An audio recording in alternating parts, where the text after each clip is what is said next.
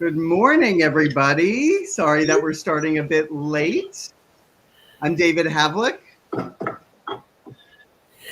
Hello, I'm Evelyn Kimber, president of the Boston Vegetarian Society. I'm Dave.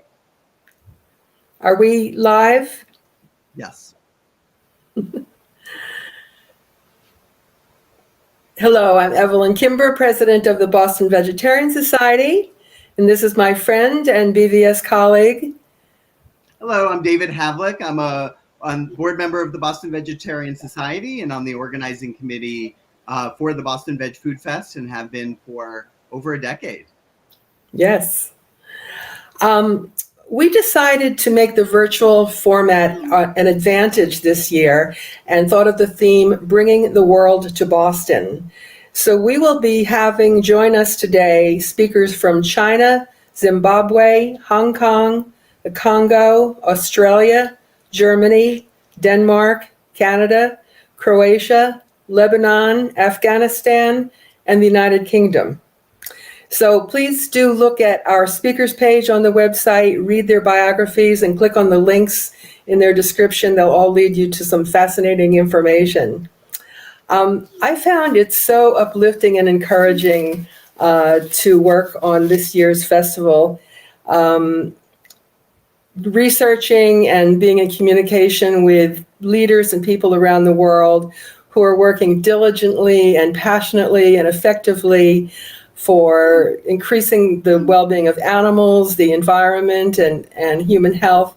So we have had just a ball planning this event, and we hope that you enjoy it today as much as we enjoyed planning it. Yeah, and Evelyn's not exaggerating. I mean, this organizing committee has had a blast the last year researching the speakers you're about to hear from. But we also want to remind you, it's not just the speakers today. Today we launched also our virtual vegan marketplace on our website, bostonveg.org, where you can find special promotions that run from today, just this morning, till November 7th. And you'll also find information about our inaugural Boston Veg Food Fest Restaurant Week, where you'll find details about several vegetarian and vegan restaurants around Massachusetts who are all offering special promotions through October 31st. So check that also on our page, bostonveg.org/foodfest. Our first presenter today is Seb Alex. He is an animal and vegan advocate from Lebanon, and he's traveled throughout Europe giving lectures at universities and schools on animal and vegan advocacy. And he's just launched a podcast. It's his belief that every individual has something to offer in their own way to help animals, to help people, their fellow humans, and the environment. And so he's launched a podcast where he'll be talking with people who are doing just that in their own way, making this a better world. Let's listen to Seb Alex, coming to us from Lebanon.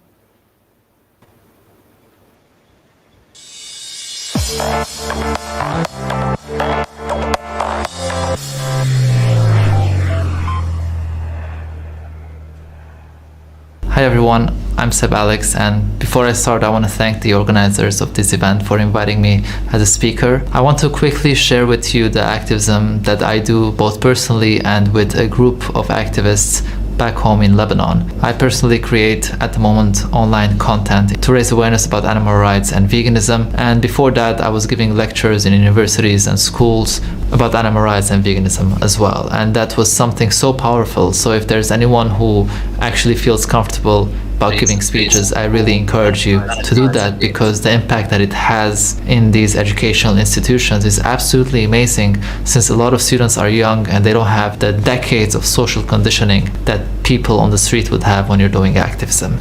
Now, I've done personally a lot of street activism as well, and I do think it's very powerful. However, I have found an amazing impact when it comes to entering educational institutions and talking to the future generation about animal rights. Now, a bit more than a year ago, on my way home to Lebanon to see my family, the third biggest explosion in history happened in my hometown in Beirut, making more than 300,000 people become homeless, killing more than 200 citizens, and countless other animals. What I did at the time was immediately communicate with the activism group Lebanese Vegans, and we started raising money in order to distribute food, obviously vegan food, to all those who don't have access even to their homes or to their kitchens, or don't have the availability to cook anything. We thought it's very important to do this because a lot of people were suffering at the time. It was quite intense and there was a lot of death and destruction. So we thought it is a perfect opportunity for us to extend a helping hand and make sure that we are supporting others who are going through a rough time. At the same time, we were also raising money and taking care of the vet bills of all the animals who were injured because of the explosion, as most of the NGOs were actually concentrating on helping only human beings. We wanted to make sure that at least we could do our part as animal rights activists to also help other animals who are in need. Now, since then, we had the opportunity to raise even more money and get funding and start the world's first animal rights center. It's called the Lebanese Vegan Social Hub, and this is a space where we do workshops, documentary screenings, we distribute food and clothes to those in need. We also have a free cafe and have made a community space for all activists to feel safe and come and discuss and start working on projects. We have also launched big projects such as taking 16 billboards all over Beirut, reaching millions of people, raising awareness about the link between the animal agriculture industry and pandemics. We thought it's very important to take advantage of the situation to talk about pandemics and animal agriculture, as the whole country was suffering very badly from it, and we had a lot of success with that. That's it. That's all I wanted to share with you quickly today. I do think on an individual level, educational activism, especially within institutions, is very powerful, and on a community level, I think it's very important that animal rights activists all around the world try to work on creating a safe space for them to have where they can work together on projects to raise awareness about animal rights. Thank you so much.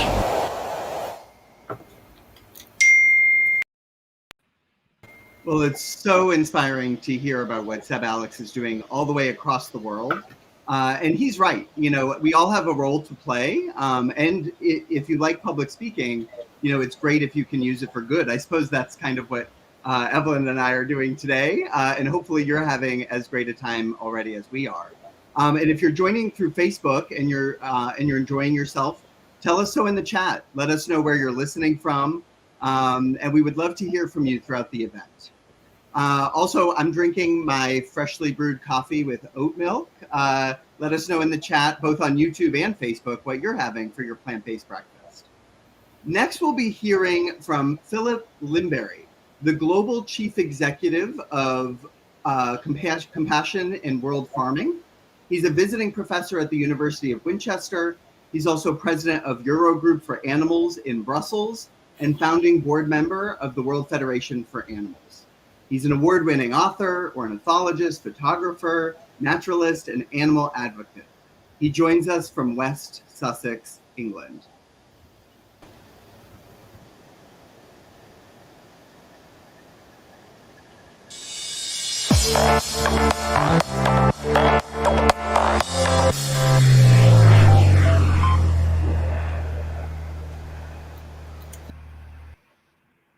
David, Evelyn, it's great to be with you. Thank you so much for having me along.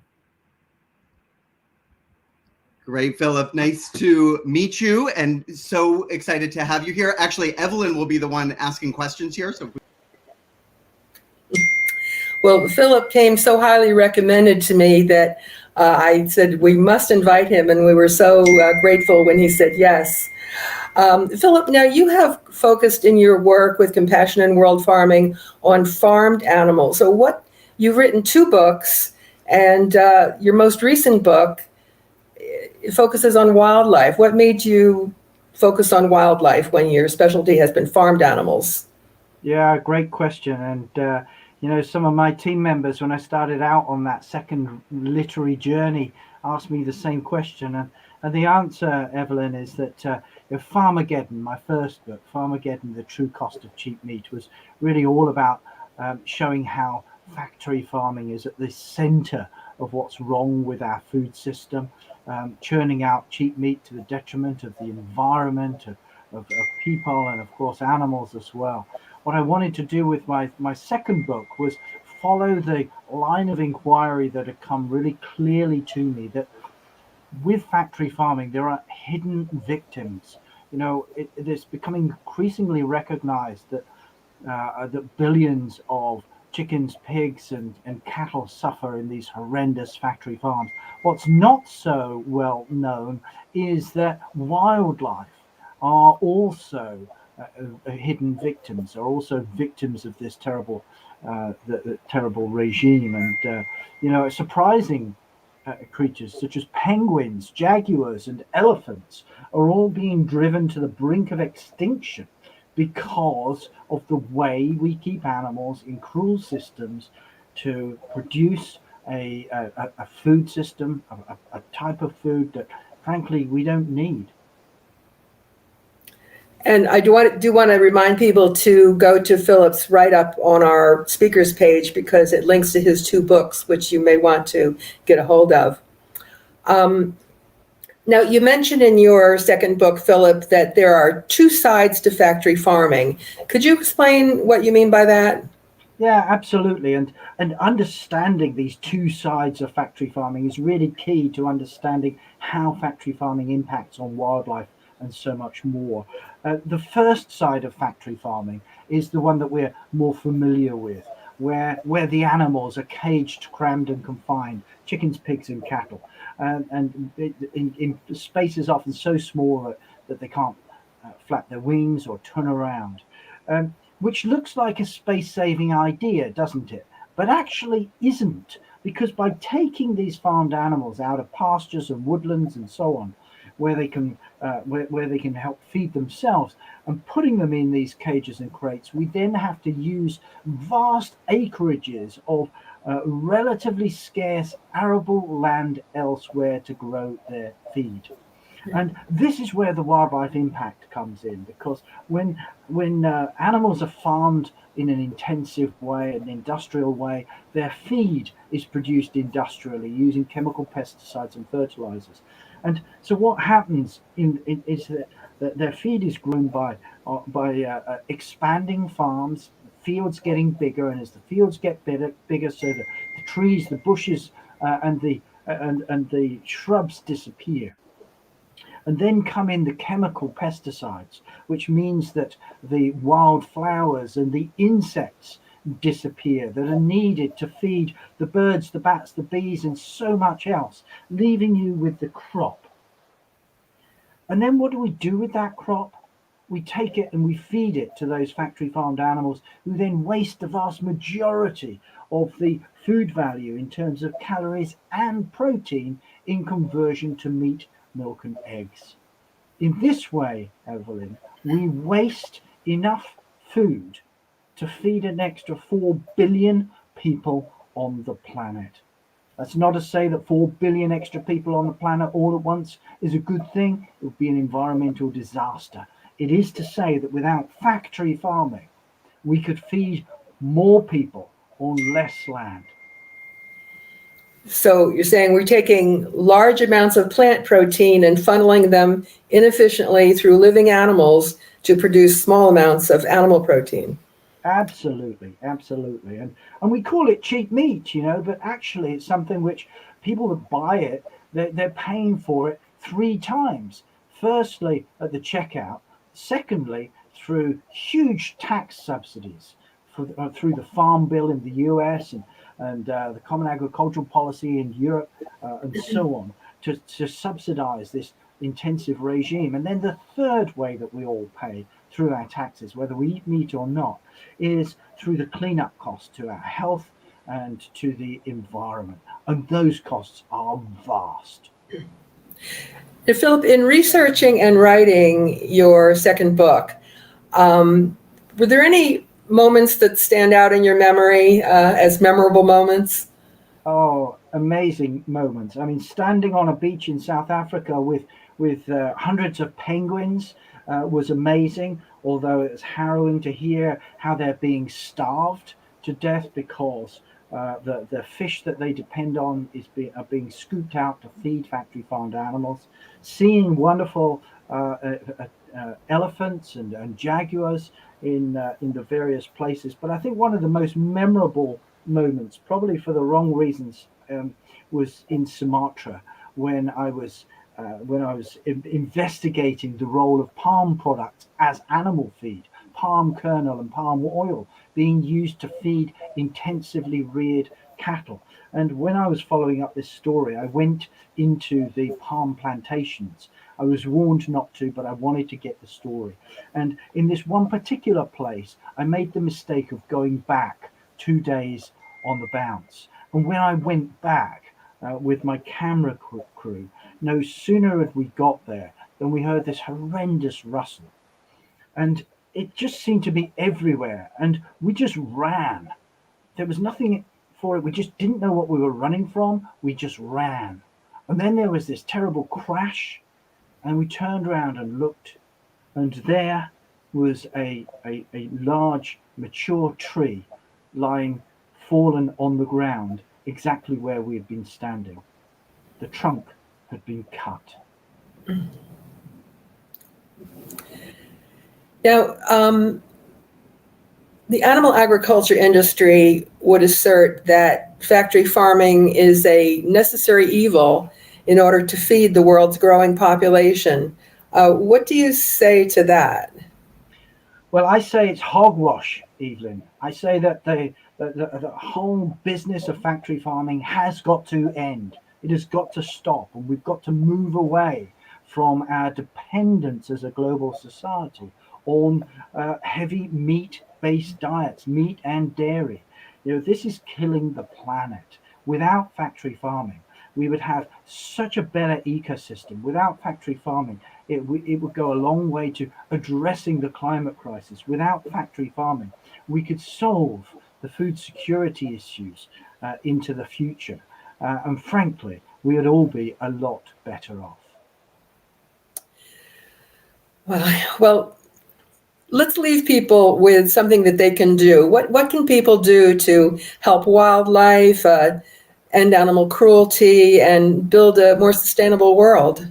Well, you know, the great thing is that zeroing in on factory farming and hammering away to end that, to join the movement, join Compassion in World Farming and other organizations that are involved in this movement, is something we can all do every day to end the biggest cause of animal cruelty on the planet and to end a major driver of declines of wildlife. But also, you know, I don't need to tell the people at the Boston Vegetarian Society what to do with your diet, because you're already doing it.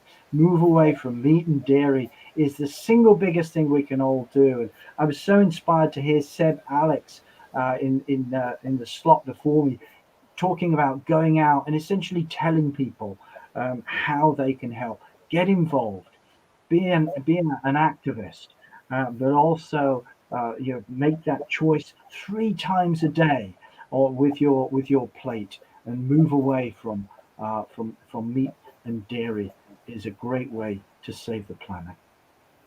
Wow. Well, wise words.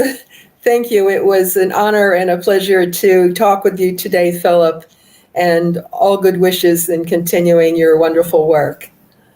Thank you so much, Evelyn. It's a real pleasure being with you today. And good luck with the rest of the show. Thank you so much. Thank you.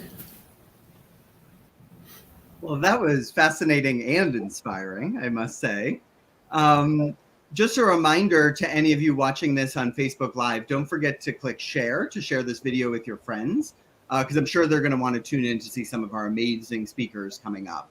And just a shout out to Beth E. Change on Facebook, who's watching from the southeast region of Massachusetts, who said she's attended every single one of our Veg Fests. And so maybe she remembers some of the vintage t-shirts that I've been wearing through the festival so far. And we just wanted to take a moment and reiterate that our organizing committee really had a wonderful time planning today's event, especially when we settled on the theme of bringing the world to Boston. We met several times over the past year, no surprise, over Zoom. And here's a shot, if we could bring that up, of the 6 organizing committee members in one of our meetings. That's Beth Barrett, that's me, Melissa Gannon, Evelyn Kimber, Beverly Rich, and then our newest member to the organizing committee, Joanne Paul, who many of you probably know from our many fests as Purple Rain. So thanks again to the organizing committee, and we love planning it for you all and hope you're enjoying. And when David says that we've met several times over the past year, sometimes it's several times a week. So we've spent a lot of time together, a lot of good quality Zoom time together this year. Now, I want to remind you that the Boston Vegetarian Society is an all-volunteer group. Everyone involved donates their labor, time, and considerable talents. And well, the festival has always been our biggest event of the year in the fall. We do events throughout the year. In normal times, we have monthly speaker events and vegan buffets. We have cooking classes, holiday dinners. Some are outdoor picnic potlucks. We do outreach tables at other fairs and festivals. And during these pandemic times, we're offering some programs online and virtual. So please do make sure that you are on the BVS email list. Go to our website and sign up so you'll get you'll get notifications. It's a very low volume list, so don't worry, we won't bombard you. Great. So next up, we have Shara Eng. She's the Secretary General of the Asia Pacific Vegan Union and founder of the Hong Kong Vegan Association. She's been a vegan activist in Hong Kong since 2006. Shara is the founder and organizer of Hong Kong Veg Fest, which, by the way, looks like so much fun. And that's been going on since 2013 in collaboration with 9 Hong Kong veg organizations. Shara will share about the vegan advocacy scene in the Asia Pacific, and Shara joins us from Hong Kong.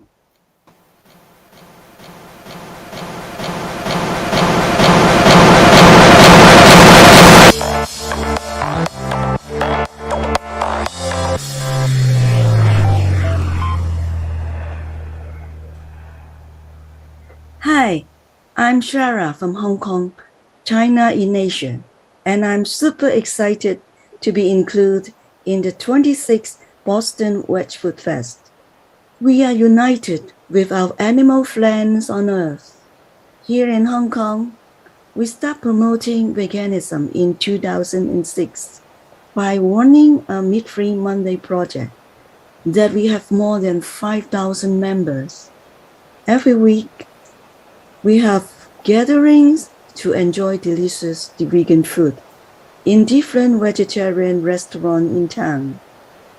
I'm happy to learn that through this project, many non-veg friends have changed to vegan, and more vegan restaurants open. We hope that after the pandemic, we shall continue the gatherings again very soon. The first Veg Fest was held in 2014, and this year is the 9th Veg Fest in Hong Kong. Like Boston Veg Food Fest, every year we bring happiness to people in a vegan way, where we can enjoy delicious food, learn some cooking skill, do some yoga practice, and do many other activities. We believe that people practicing plant-based lifestyle can bring peace on earth, and that is the most sustainable lifestyle. The Veg Food Fest is a meaningful event to help the world, and this is a good example to express how we live our lives. We believe that we can eliminate global warming soon after more and more people realize and take action. And how amazing that Boston has this event held for 26 years already. May all participants have a very good moment in Boston Veg Food Fest this year. Looking forward to visiting and enjoying the event next year.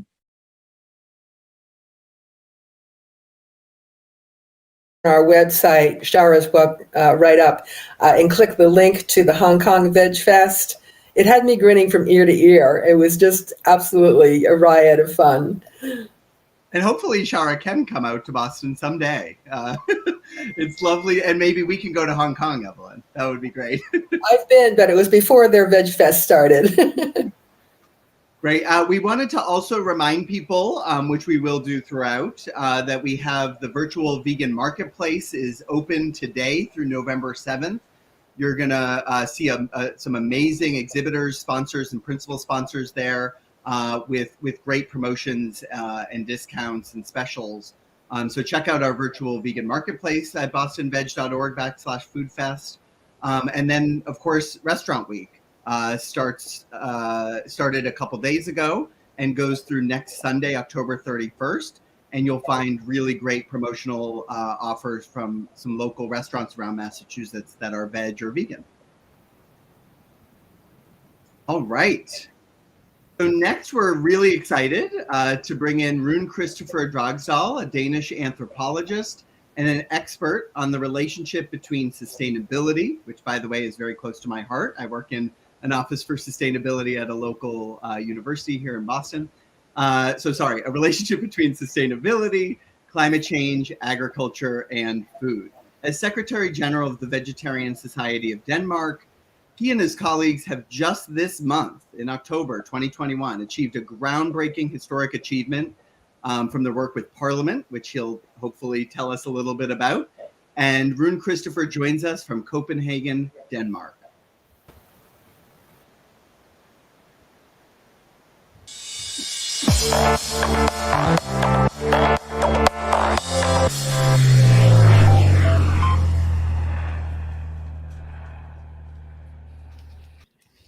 Hello, Rune-Christoffer. We're so excited that you could join all the way from Copenhagen, and it feels like you're with us. Thank you for inviting, and good morning, Boston, and good morning wherever you are in the US or in the world. Great, thank you, and good afternoon, I suppose, to you. Yes. Could we start with, as I mentioned, one of my favorite topics, if you could share with us some important facts about the link between the livestock production and climate change, which we all know is extremely important and urgent, and especially maybe some things that you find people may be overlooking. Sure, I'd love to do that. So you have also a few slides, right? Yes. Yes. Let's bring up the first one. So basically, when I go and make presentations here in Denmark to explain, to get an understanding, how big is this issue actually regarding biodiversity, climate change, sustainability? I love this particular image, the first one, if you can put it there. Hopefully it'll pop up. We're working on it. Sorry.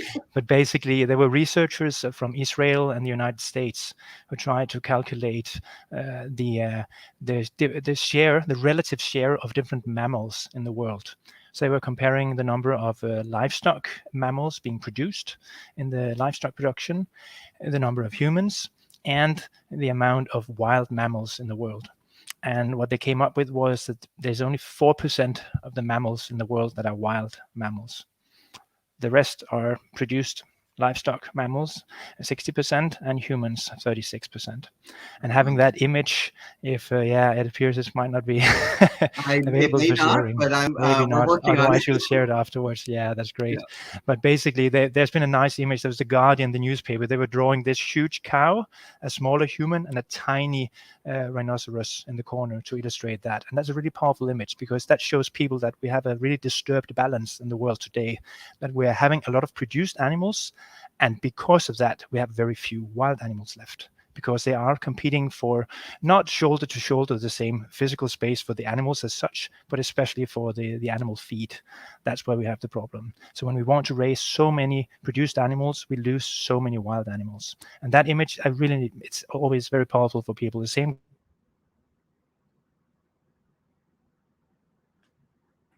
Oh, we may be losing Rune-Christoffer for a moment. This is the nature of connecting with someone around the world. Hopefully we get him back in a second and get that graphic up. And so, me and Evelyn. Hi, Evelyn. You're on mute.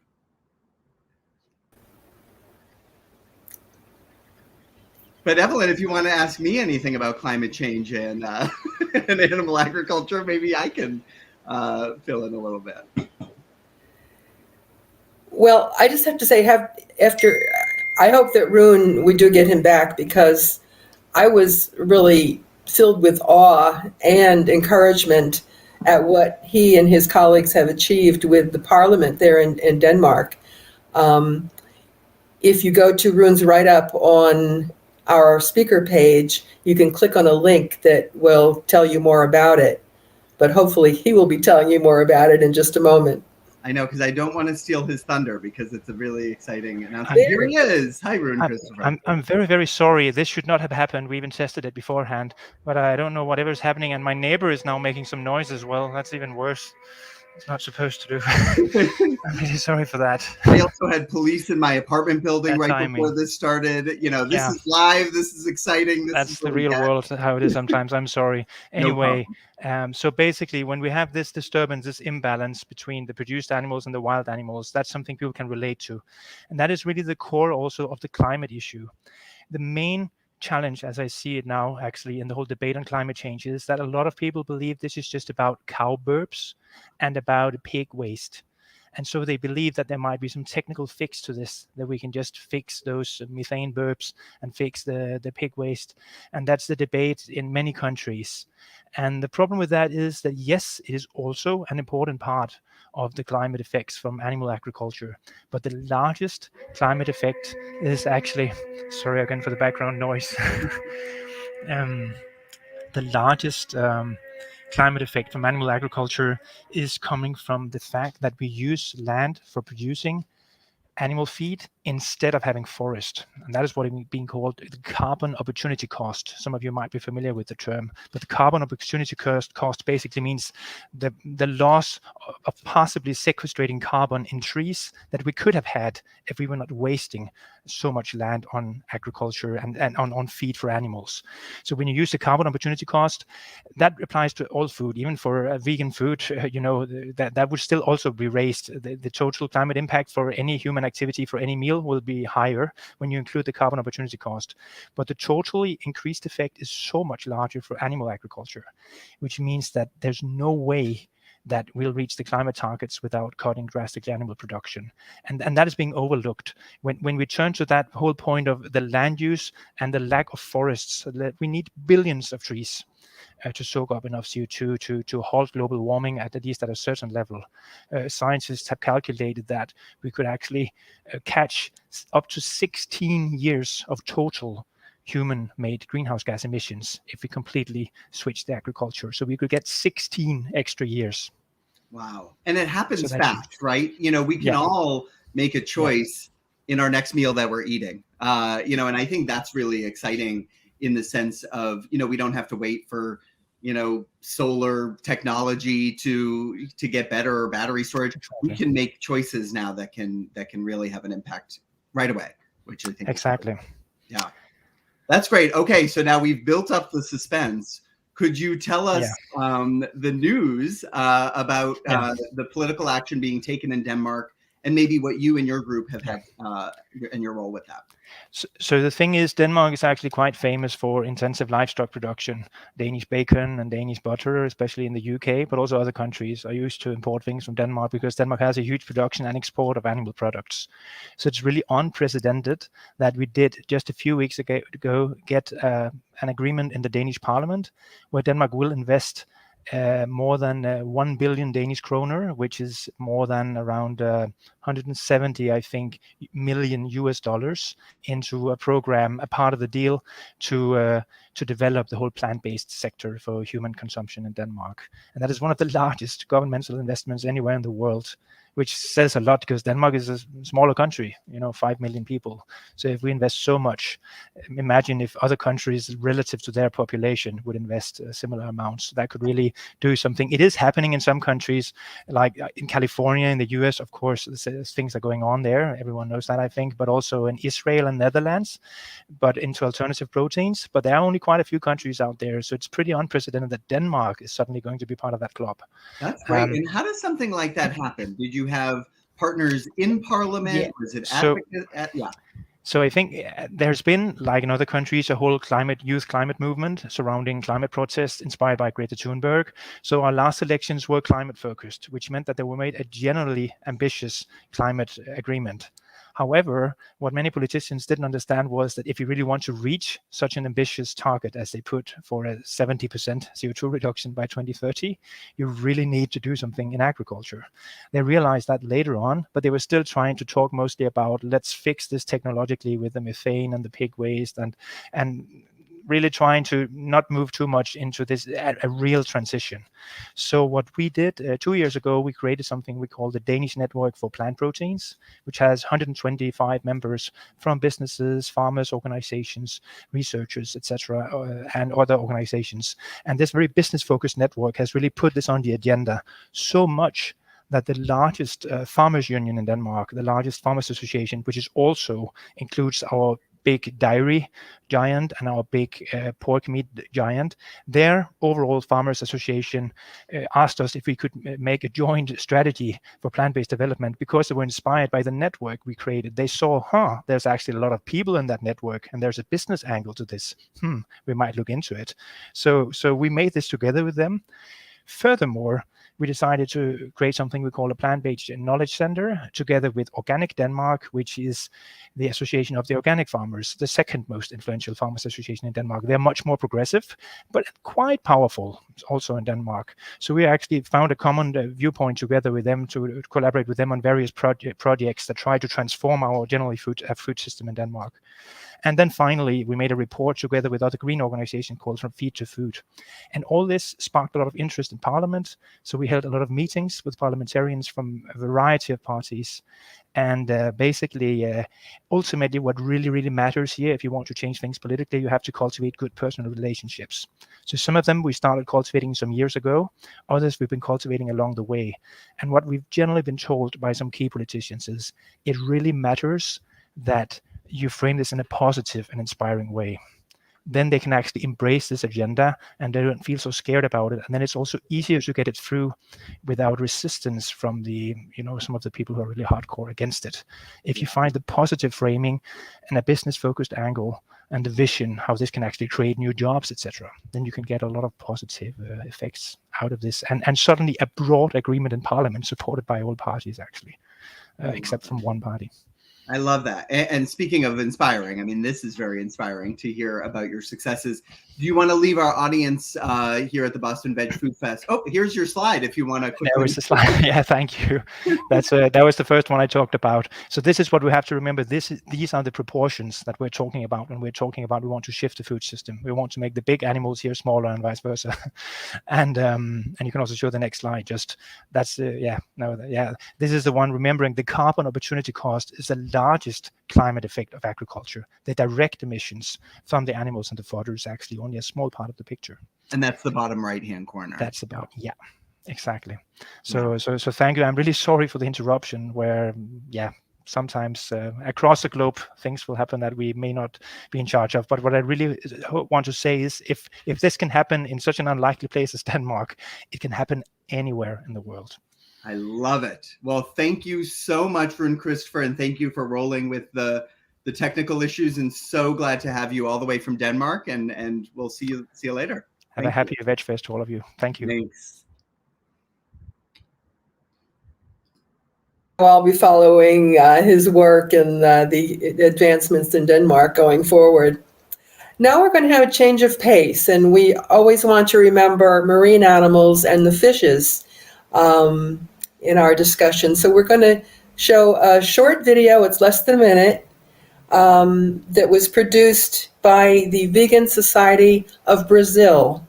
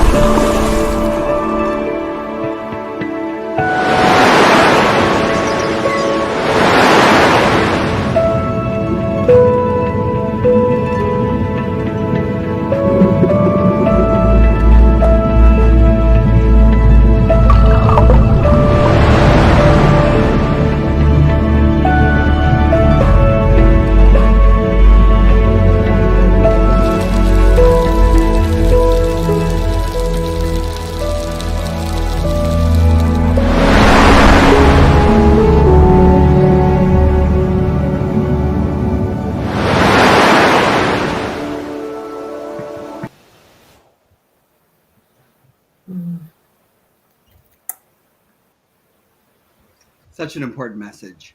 So now we would like to thank our principal sponsors of this event, of the Boston Veg Food Fest. If we can throw up their names. Great. So Hodo, Mings Bings, Banana Samba, and Chica de Gallo. So thank you very much to our principal sponsors who had a huge contribution to making today possible. And then we also wanted to remind you they can be found along with our sponsors and exhibitors on our virtual vegan marketplace at bostonveg.org/foodfest. Or /. Or /. Sorry, it is / actually. Thank you, Evelyn. So who's next, David? Say that again? Who is next? Who is next? Well, next we would like to welcome Glenys Oogjes, the longstanding CEO of Animals Australia, popularly considered the most effective animal protection organization in Australia. They conduct investigations and public awareness campaigns on a range of animal issues, including two that we probably have little knowledge of here in the US: live animal exports and how sheep are treated by the wool industry. I will warn you, there'll be a couple images very quickly that may be somewhat graphic, but I think it's very important. And let's hear from Glenys Oogjes, who joins us from Melbourne, Australia.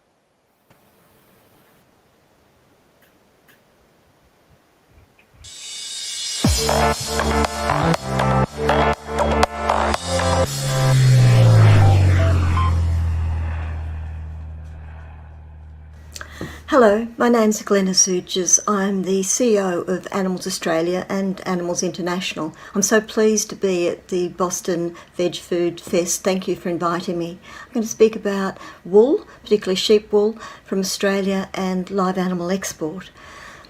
Wool is a product, of course, that people love. However, behind it are the sheep that grow all year to provide it. Unfortunately, in Australia, sheep were grazed in large paddocks, thousands of sheep on each farm. But one of the issues is a blowfly in Australia, which likes to lay its larvae in the moist folds of the merino sheep. Merino sheep from South Africa came to Australia some centuries ago, and they have very wrinkly skin, lots of area for wool to grow, and so around the backside, some urine, feces, moist area, the blowfly is attracted, it lays its larvae there, and the maggots actually then attack the sheep. They can kill the sheep as well. And so about a century ago, an operation called mulesing was introduced. Actually use shears to cut away the skin. We'll show you a photo, but it is distressing. Around the backside, quite a large as a plate, for example, on these small 2 or 3 month old lambs. Pain relief is not yet a requirement in Australia, even for this operation, let alone for castration and tail docking, cutting the tail off, which also happens routinely for the sheep in Australia. And we and others have campaigned against mulesing for so many years. The sheep can be bred with a plainer breech, meaning not so many wrinkles, and some farmers are doing that. But we still believe that 5 million or so sheep are actually mulesed each year, these young lambs. It's quite terrible. In addition, some lambs don't even make it to that point because merino mothers, ewes, are not very good at looking after the young lambs. They're not known for their mothering, and so we have predation. They also lamb in winter, not their fault of course, but cold, wet, windy weather means that we think, or the estimates are, some 15 million lambs don't even make it after, through the first days or weeks of their lives. So that's not great either. And long distance transport. In Australia, many sheep are for wool. They all end up at the slaughterhouse though, or to live export. And last year, 2020, for example, that it's estimated 2 million sheep were transported across the Nullarbor Plains, which is from Perth to our eastern states, 3,000 or more kilometres, just because they can get a better price in the eastern states, depending on the season. So there are a lot of problems, and they're very fearful of humans as well. So that the industry is a problem. Many, thankfully, of the European retailers and US retailers now want unmulsed wool, and that's a good thing, so consumers can assist in that area, or certainly not be involved in wool as a consumer at all. The other issue I wanted to quickly talk about was live animal export. Animals transported from Australia to the Northern Hemisphere. The sheep go to the Middle East primarily, and cattle to Southeast Asia, but many to China, particularly for the dairy industry. So very large. The industry around the world, live animal export, is a large and growing problem, unfortunately. We have investigated over the years to see what happens on the ships, but also in the importing countries. Some changes have occurred, and certainly we have, for example, exposed heat stress on ships, sheep on ships that are going from Australia to the Middle East in our winter and the northern summer. So it's now banned for 3 months of the year. That's improved things, and some space allowances have changed. We've also, because of our exposés of slaughter in importing countries, been able to have Australia adopt a new system called SCAS, which that SCAS system means that feedlots and abattoirs have to be audited, but sadly still not to a standard that in Australia or most developed countries would think is good. For example, sheep and cattle don't even have to be stunned prior to slaughter, and so there's fully conscious slaughter allowed under our new system, said to be the best in the world, but of course it's a best in a cruel industry. Cattle and sheep, buffalo and goats, and I know of course it's not just Australia. We're also campaigning in Europe. We've been able to expose what happens to European animals in abattoirs around the world, and the European Parliament are looking at this at the moment. We're pleased about that. But live animal export is wrong on so many counts, and I thank you for listening, and certainly please have a look at our website in order to learn more about this cruel industry. In the meantime, of course, consumers, the community, can make kinder choices, can move away from animal products to plant-based diets, and I know that you all think that that's the best way, and we certainly do too. So thank you very much, and goodbye for now. Thank you, Glenys. And her website, Animals Australia, is a wealth of information on many different issues relating to animals. And what she informed us about the behind the scenes in wool production is a good reminder that we have an opportunity to make decisions not only about what we eat, but about what we wear that can show kindness and improve life for animals and the planet. So don't forget to check the speakers page for the bios and click on those links. They reveal a wealth of information. Now, next we welcome neurologists and researchers, Doctors Ayesha and Dean Sherzai. They are co-directors of the Alzheimer's Prevention Program at Cedars-Sinai Medical Center in Los Angeles, where Ayesha leads the Lifestyle Program for Prevention of Neurological Diseases. They have authored 2 best-selling books, The Alzheimer's Solution in 2017 and The 30-Day Alzheimer's Solution, The Definitive Food and Lifestyle Guide to Preventing Cognitive Decline, and that just came out this year in 2021. Ayesha and Dean both were born and raised in Afghanistan. They met in Kabul, Afghanistan in 2003, Ayesha having lost her grandfather, a former prime minister of Afghanistan, to Alzheimer's, and Dean having had the same loss of his grandfather, a former secretary of education in Afghanistan. Today, they will speak on their specialty, the diet and lifestyle choices to preserve brain health that are the best defense we have to fighting cognitive disease and dementia. Doctors Alicia.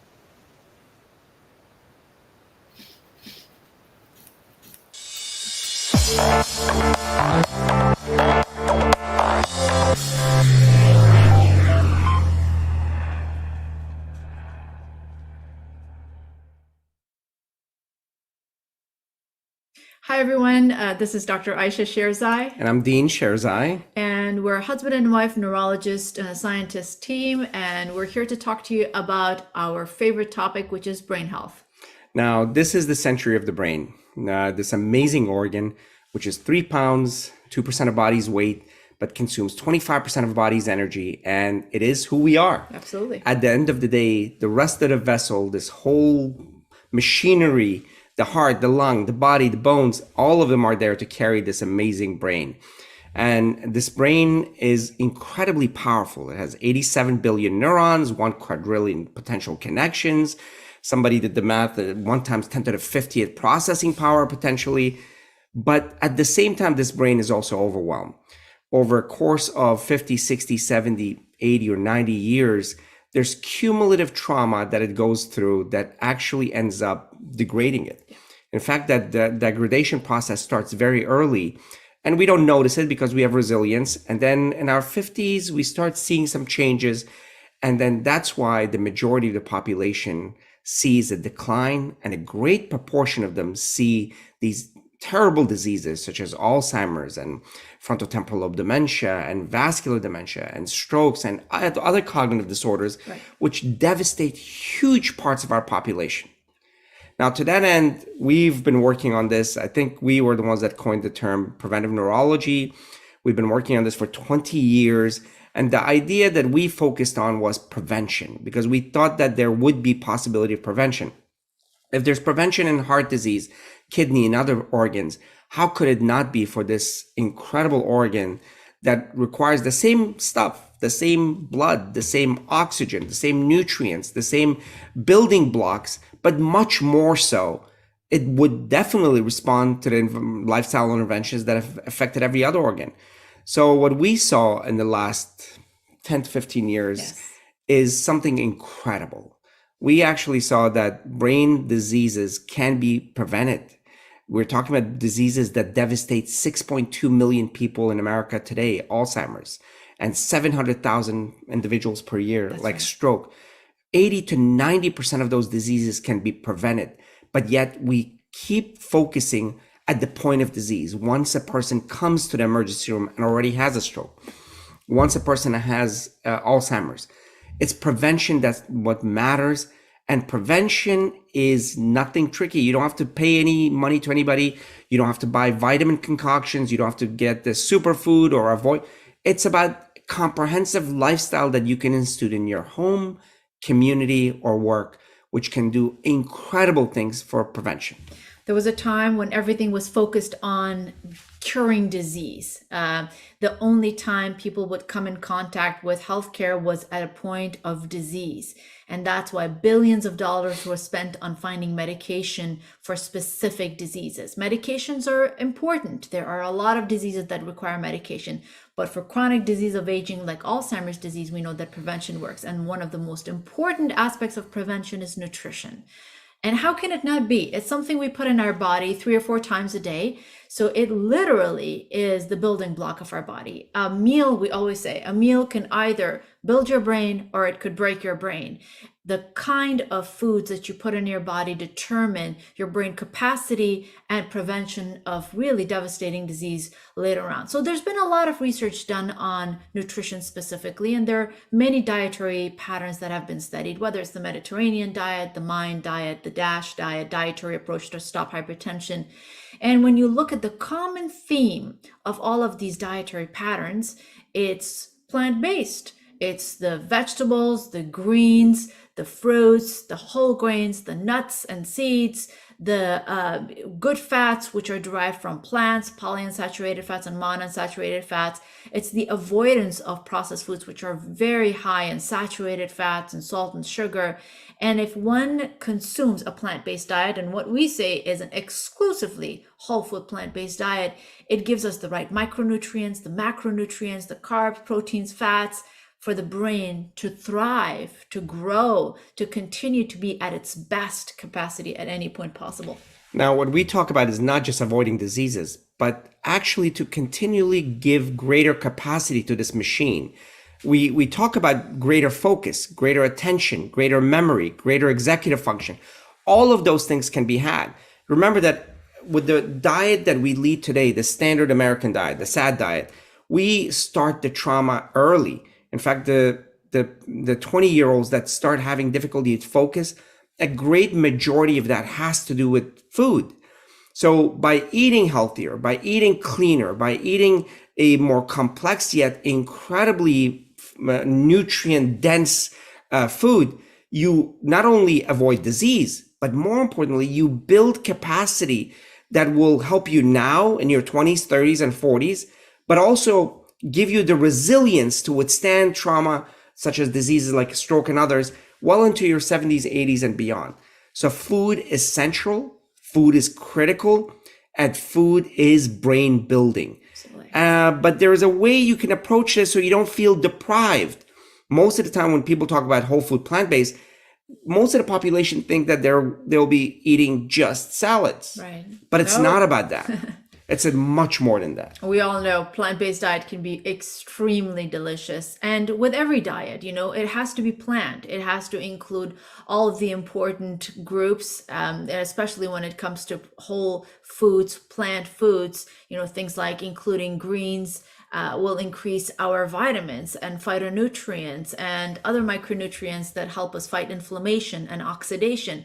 If we include fiber and a whole grain, it will actually fight against lipid dysregulation. And we know that high cholesterol coming from saturated fats, which are found in animal products, whether it's meat, dairy products, cheese, etc., fiber can actually fight against it. When we eat a clean plant-based protein that are derived from, say, tofu, tempeh, or beans, these proteins are not just proteins. They are also inclusive of fiber and micronutrients. I said fiber many times, but it's important for us to actually look at it from that perspective, that it gives us all the necessary nutrients. And we know from different population studies that when people eat a plant diet, which is mostly whole food plant-based, they can reduce their risk of Alzheimer's disease, they can reduce their risk of stroke, they can reduce the risk of Parkinson's disease. So we have enough data to show us what direction is right. I think the most important thing is translating into the communities, which is something that we are very interested in and passionate about.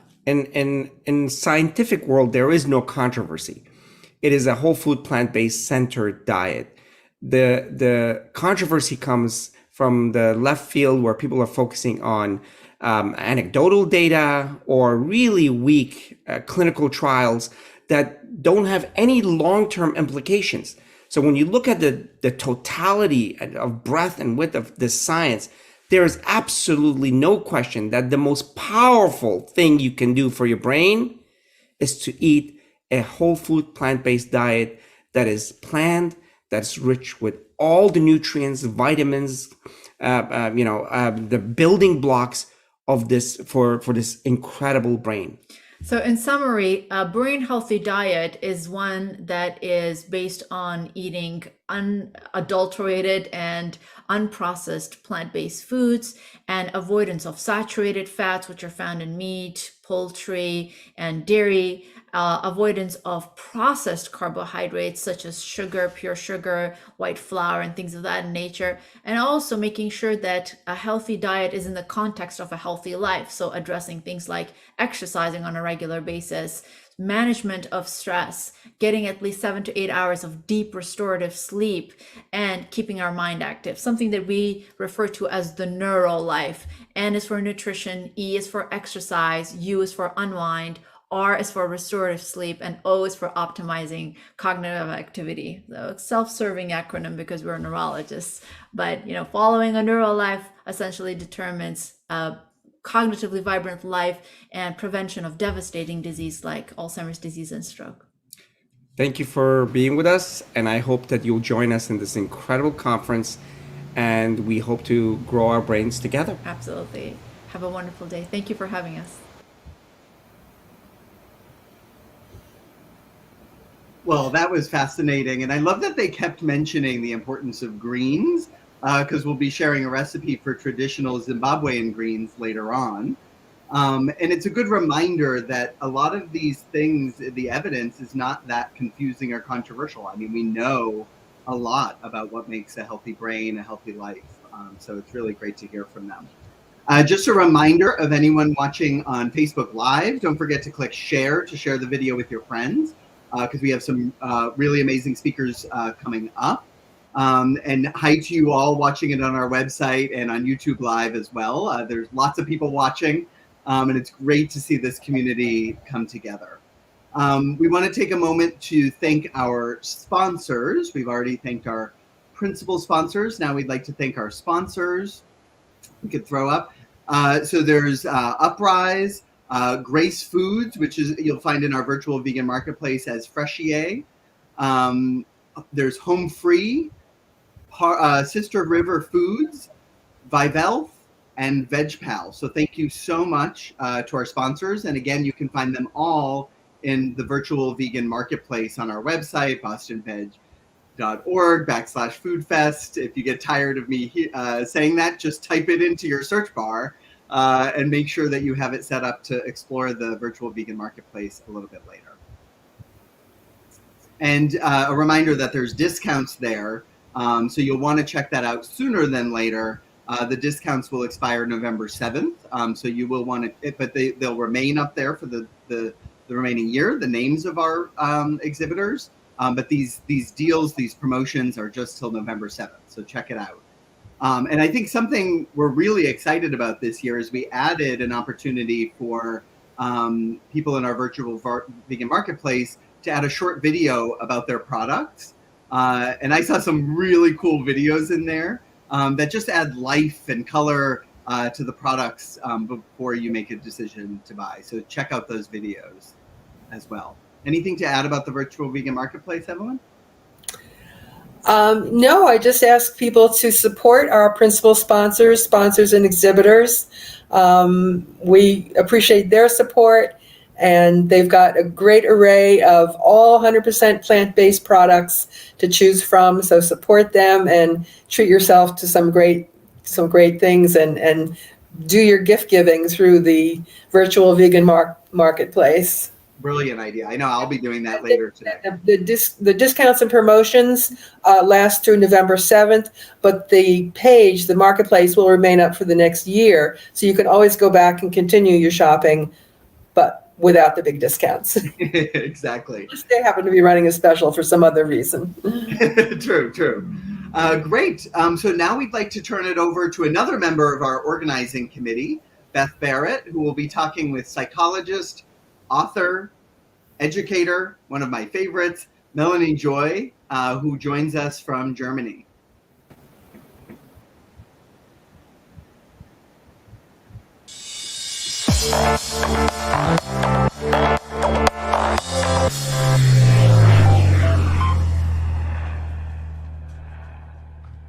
Hi, I'm Beth Barrett from the Boston Veg Food Fest Planning Committee. I have the pleasure today of talking with a longtime friend of the Boston Vegetarian Society, Dr. Melanie Joy. Dr. Joy is a Harvard-educated psychologist specializing in the psychology of eating animals, social transformation, and relationships. She is widely recognized as a thought leader and is best known for her pioneering work developing her theory of carnism. Her analyses have helped explain why people engage in non-relational behaviors that harm other people, animals, the planet, and themselves. Dr. Joy is the award-winning author of 6 books, including the best-selling Why We Love Dogs, Eat Pigs, and Wear Cows. She is also an internationally recognized speaker and trainer who's presented her work in 50 countries across 6 continents. She is the 8th recipient of the Ayesha Award, previously given to the Dalai Lama and Nelson Mandela for her work on global nonviolence. And she also received both the Peter Singer Prize and the Empty Cages Prize for her work developing strategies to reduce the suffering of animals. Dr. Joy is the founding president of the international organization Beyond Carnism. Originally from Boston, she now resides in Berlin, Germany. Dr. Melanie Joy, welcome back to the Boston Veg Food Fest. Oh, thank you. It's such a pleasure to be able to finally join again after all these years. Great. It's so happy to have you back. And I'm personally excited because I am a big fan of your work, why we love dogs, eat pigs, and wear cows. Now, in this book, you introduce the concept of carnism. Can you explain to us what is carnism? Sure. Well, the best way to explain carnism is through an example. So imagine that you're not a vegan or vegetarian and you're sitting down and you're biting into a juicy hamburger. Yep. And your dining companion turns to you and says to you, well, that hamburger is not made from beef. It's actually made from golden retrievers. So chances are what you had just thought of as food, you now think of as a dead animal. What you had just felt was delicious, you now feel is disgusting. And rather than want to continue eating the burger, you want to throw it in the trash and maybe take to the streets in protest of the slaughter of golden retrievers. Carnism is the invisible belief system that conditions people to eat certain animals. Okay. What carnism does is it distorts our perceptions of meat, eggs, and dairy from those animals we've learned to classify as edible so that we think of them as food and we feel and behave accordingly.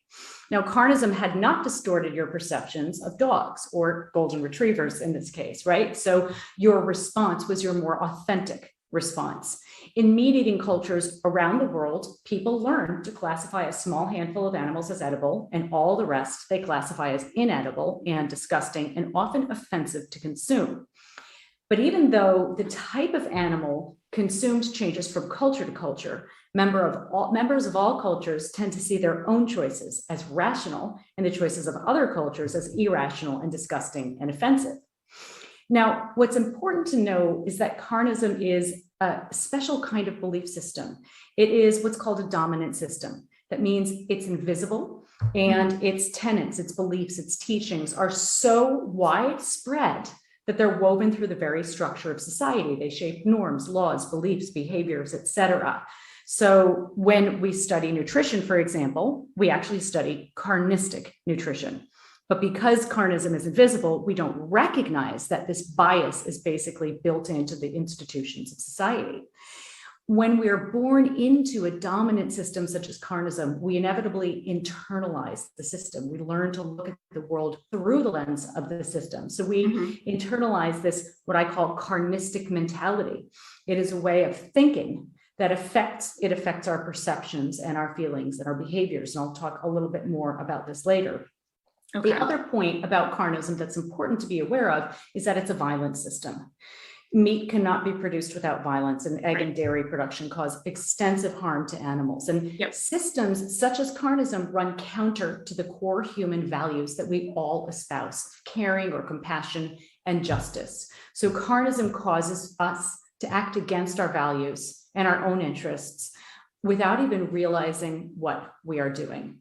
So this is carnism, and it's I'll give you one quick example of a defense, and we can move on. So this carnistic mentality, it causes us, for example, to see farmed animals as abstractions, as lacking in any individuality or personality of their own. So we learn to believe, for instance, that a pig is a pig, and all pigs are the same. Right. So why is it important for vegans and non-vegans alike to understand what carnism is? Well, one key reason is because carnism becomes internalized, right? This carnistic mentality is organized around defenses, these psychological defense mechanisms that keep people participating in carnism and cause people to feel defensive against anyone or anything that would help free them from the carnistic box. It is impossible to have a truly objective conversation about eating animals as long as we're operating from within the very system that conditions us to defend the practice of eating animals. It's like having a conversation about women's rights without even knowing that patriarchy exists, for example. So it's important for all of us so that we can communicate more objectively. It's important for non-vegans to recognize carnism, because without becoming aware of the system and the mentality it creates, non-vegans can't make their food choices freely. Without awareness, there's no free choice. And vegans, of course, once they understand the carnistic mentality, they're better able to feel more grounded in and articulate their own choices, and they're better able to advocate veganism more effectively without getting into this like battle of defenses. Right. So what can we do to end carnism then? Well, awareness is key. Awareness is the first step. Once we become aware, not simply of the consequences of animal agriculture, but of the system that is carnism, we are better able to think more rationally. We are less influenced psychologically by this system, right? So awareness is the first step of how the system operates. These defenses lose a lot of their power once we shine the light of awareness on them. I think it's also important to reframe this conversation or the approach to the solution to carnism, and not assume that either you're vegan and you're part of the solution or you're not vegan and you're part of the problem. This prevents like 99% of the global population from supporting a cause that needs all the help it can get. Right. Rather, we can invite people in to support in the transformation of carnism, even though they're not yet fully vegan themselves. We can invite people to be vegan allies. That's somebody who is not a vegan, but who uses their influence to help promote the transformation of carnism and support veganism and to support vegans. So this could be a journalist who writes articles about veganism, or a restaurant owner who incorporates vegan offerings, or a philanthropist who donates to vegan organizations to help them do the work that they're doing. Okay, thank you. So very quickly, can you just tell us how people can learn more about carnism, what resources are out there for us? Absolutely. They can come to carnism.org. We have lots of materials, short videos that they can share, lots of free materials there. The 10th anniversary edition of my book, Why We Love Dogs, Eat Pigs and Wear Cows, was recently released as well, and that has a lot of information in it too. Great. Dr. Joy, thank you so much for joining us today. It was a pleasure to talk to you. Thank you. It's so nice to be reconnected with the VVS. It's great. Take care. Thank you.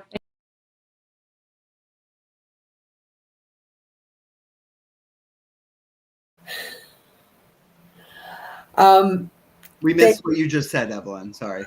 What a terrific interview is what I said. Yeah. Thank you, Beth and Melanie. Next, we welcome Nicola Kagoro, also known as Chef Cola. Chef Cola is a pioneering female Zimbabwean vegan chef at the helm of African Vegan on a Budget, which she founded in 2016. Among her other achievements, such as setting up vegan kitchens in rural and urban Zimbabwe, she is also executive chef and project manager for the kitchen of a.k.a., which is the pioneering all-female, all-plant-based, all anti-poaching conservation team in Zimbabwe. I've been following them for years, and when I found the chef who makes their vegan food, I couldn't resist inviting her. Today, Chef Cola will be sharing a cooking demonstration, and then she will talk to us a little bit about her involvement as executive chef for a.k.a. Chef Cola.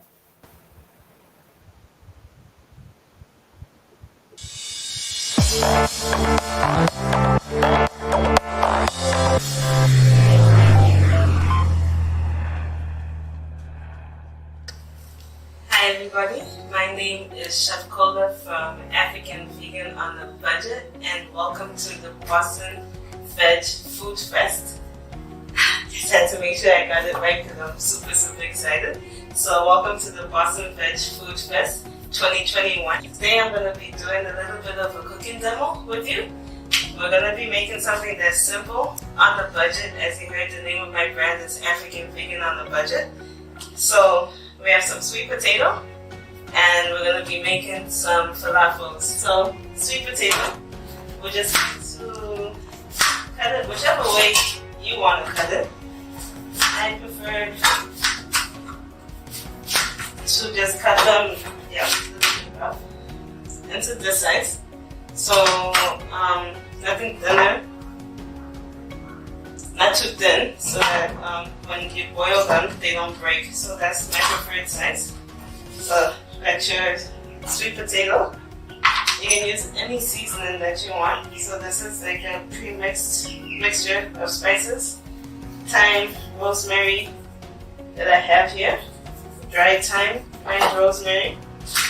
Over here, I've got some ground coriander. So I'm cooking from experience, so my measurements are, I measure with my eyes because I know them when I'm measuring. The reason why I'm putting spices in my sweet potatoes is so that, obviously, to get flavor. To get flavor when you bite into the sweet potato. One good thing about things like sweet potatoes is that they steal the flavor from the spices. After you've got all your spices in there, just a little bit of water.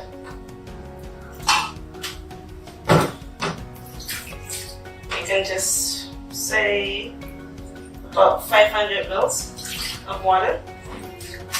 Then that's gonna go onto the stove. Okay. My meals are on a budget and they have nutritional value. So those are the things that I like to make sure that I present when I'm cooking. And I work with different products. Sometimes my products are pre-mixed, pre-store bought. Sometimes they're fresh ingredients. Sometimes it's a combination of both. Here I work with this beautiful company in South Africa called a.k.a. Foods, and they make a premix of falafels, premix of burgers, premix of a lot of things. So today I'm going to be working with their falafel mix and making pre-baked falafels. Right, so in the name of measuring, you're going to take 500 mils of the pre-mixed falafel, right? And then I need to boil some water. So I'm going to boil some water, mix it up, and then turn them into little plant ball size textures, not meatballs, but you get what I mean. Once you've got your sweet potatoes going on the stove, you just gauge to know how long you should boil them for is until you can stick a fork right through it. That's the way I like to gauge it. Another thing that I like to do is that once you stick this fork right through it and it just kind of goes halfway, I still take them out, drain the water, and then add a little bit of oil and start frying them. So we'll see which angle we're gonna go with this one, but for now we're boiling them and we'll just give it takes about 20 to 25 minutes to boil. Alright, so like I said, a.k.a. Foods has a beautiful product called Classic Falafels. Their packaging is very simple, nothing fancy. And the ingredients for the falafels, nutritional value, guys, is the most important thing. You got your chickpeas, you got your onions, parsley, cumin for like your seasoning, coriander, cilantro, garlic, turmeric. So many beautiful, beautiful spices and things that add nutritional value to your meals that are on a budget. This product is affordable. So, Boston Food Veg Fest, all the way in Boston, this is what we're trying to do in Africa. This is what we're coming up with. And so, simple combination. Falafel mix, hot water. You can use a bowl. Me, I'm very non-traditional. Look at me using a pan. And then you just mix. You make a beautiful mixture, beautiful smell, nice and affordable product. You can make these from scratch or you can buy the premix. I like to use a combination of both when I'm cooking because again, African vegan on a budget doesn't mean that the food is cheap. It means that we're working on your specific budget. So everyone has different tastes. Some people like buying food, some people like making it from scratch, some people don't have time to make falafels from scratch, and they just crave falafels, and they wish that it was such a mixture like this, where you could just do it with it less the time. So this is what we're doing. So once all of your dry ingredients are mixed, you just kind of let it cool. Let it cool down so that you can work with it with your bare hands. This is done. Like I said, you must be able to pierce through your sweet potato very gently without force. And it's done, but I wouldn't mind frying it a bit so that it's actually cooked. So I'm gonna wait for my water to finish, and then I'm gonna set them aside, put some oil, let it heat up, and then put them back into the pot.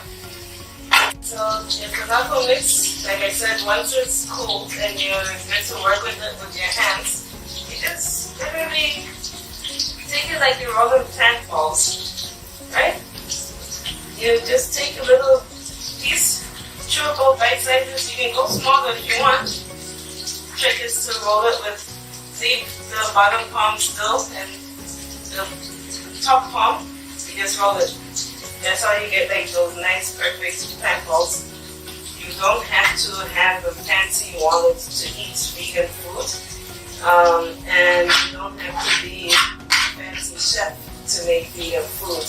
And vegan food doesn't have to be nasty just because it doesn't have meat. So let's all meet each other halfway and try out new flavors and new things. Okay? Great.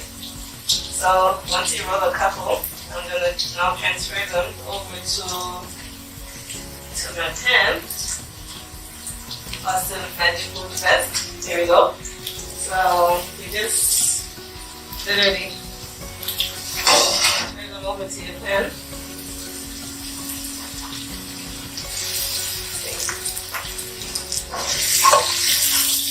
Fry them.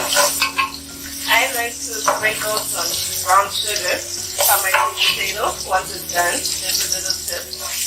You can also do this in the oven, whereby you can actually just skip the boiling process and straight into the oven, right? They cook pretty good, as you can see. And you can see that nice crispiness going on there. These are your falafels. Turn down my heat just a little bit. Let them cook. Right, guys. So our falafels are done. So you can see they're golden brown and they're crispy. Put them on the plate.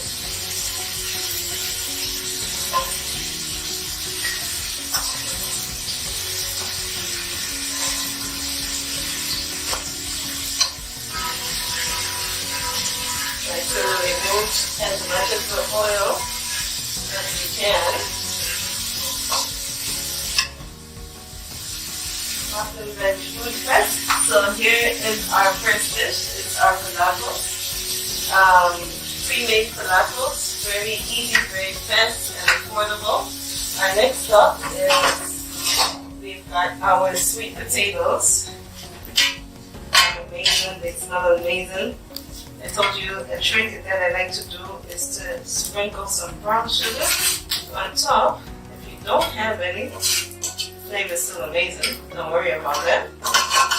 Okay. So this dish, this meal that I just prepared, can feed 3 to 4 people, or let's just say 2 people, 2 very hungry vegans. Right. So I made traditional that we like to make here in Zimbabwe is collard greens and peanut butter. I never serve my meals without anything that is green and some sort of vegetable. So it's very important, and it's so creamy, tasty, like it goes hand in hand with our meal. So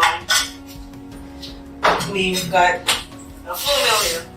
We've got our sweet potato, we've got our collard greens and peanut butter and some chunky tomatoes, and we've got our falafels. So Boston Veg Food Fest, a little bit of a tongue twister there. My name is Chef Cola from African Vegan on a Budget, and I hope you enjoyed the meal. Please stay tuned for the next video where I'm going to be speaking a little bit more about who I am, what I do, and where I come from. Bye.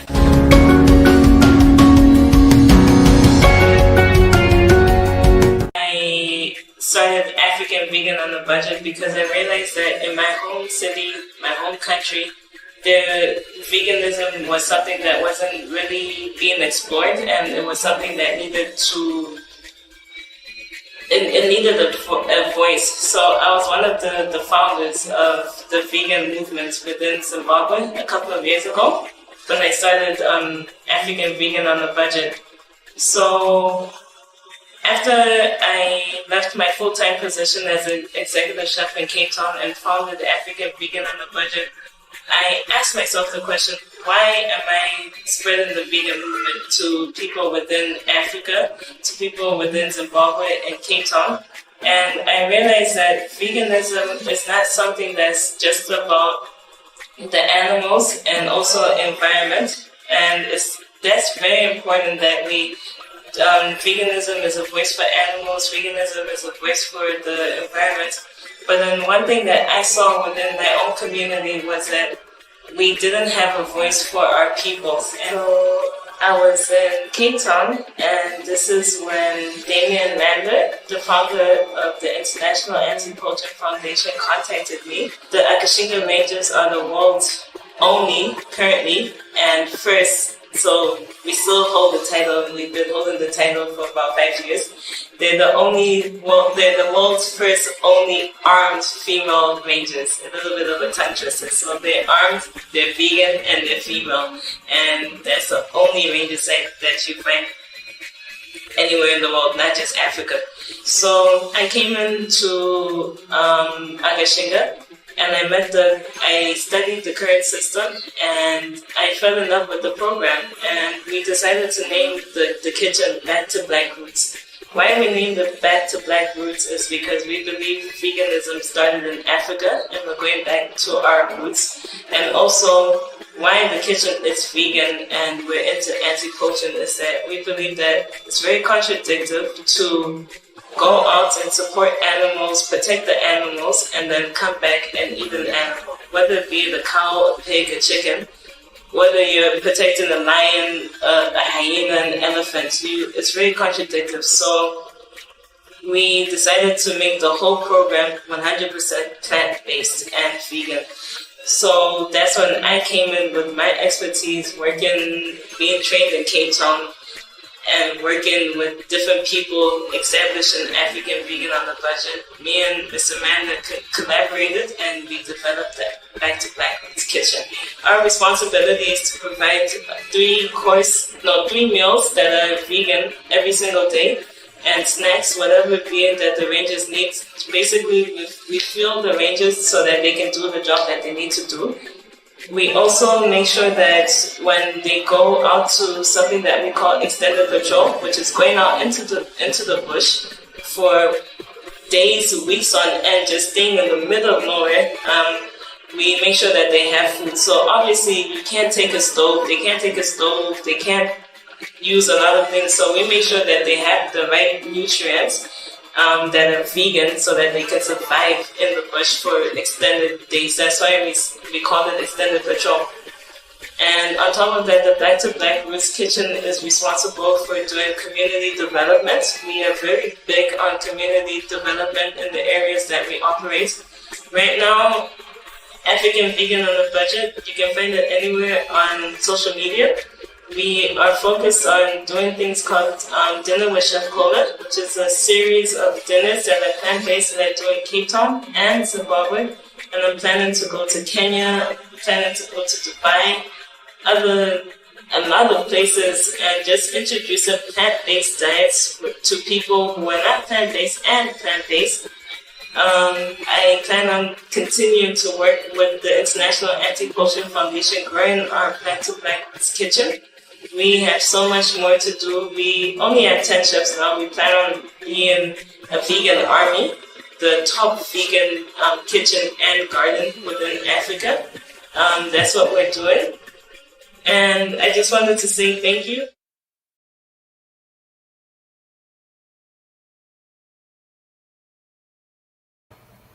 And I could see in the, well, that was just wonderful. And I could see in the chat, people are saying the food looked delicious. And I can attest to that. I made her traditional Zimbabwean greens this morning. And we have a recipe in her bio on our speaker page, which is at bostonveg.org/foodfest/speakers.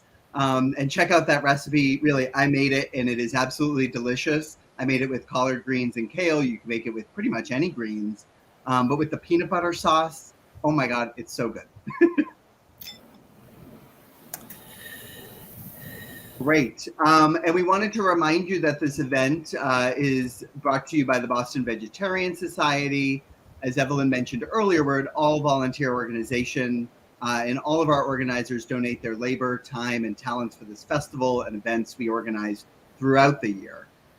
Next, we have a word from our organizing committee member, Melissa Gannon.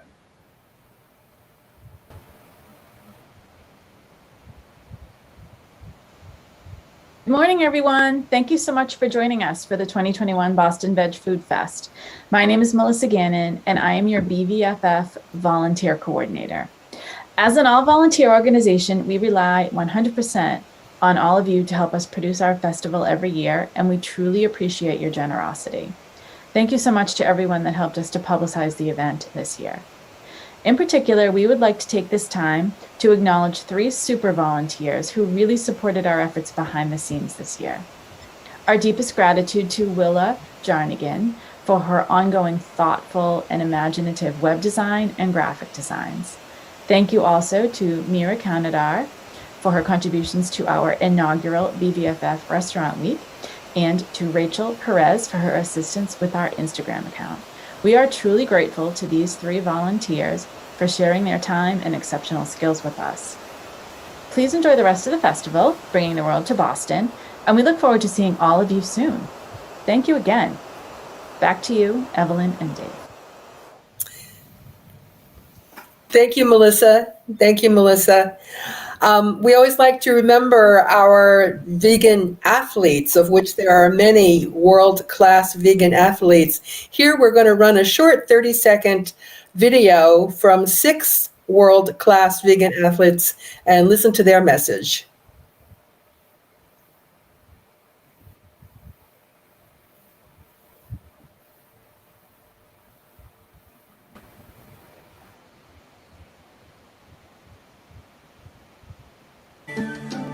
My kids like to play a lot of different sports. Hockey, soccer. My nephew wants to play baseball. My son plays flag football. My kids just want to play. But our forests are burning. Our rivers are polluted. Our oceans are dying. We're killing our planet to feed ourselves. And our food is actually killing us. So I have a responsibility. I choose a plant-based diet. Plant-based? Plant-based. Plant-based diet. So we can have a healthier planet. Fight climate change with diet change. We'll show you how.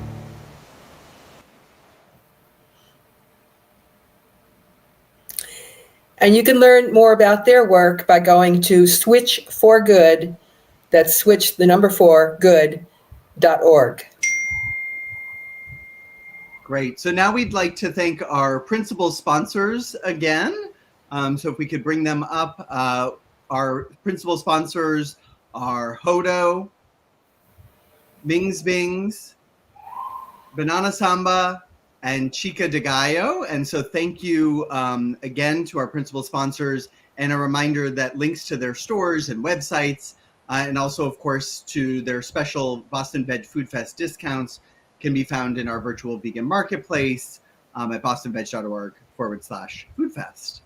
And of course, that's open now through November 7th, but you can find information about all of our principal sponsors, and exhibitors for the next year as well on our website.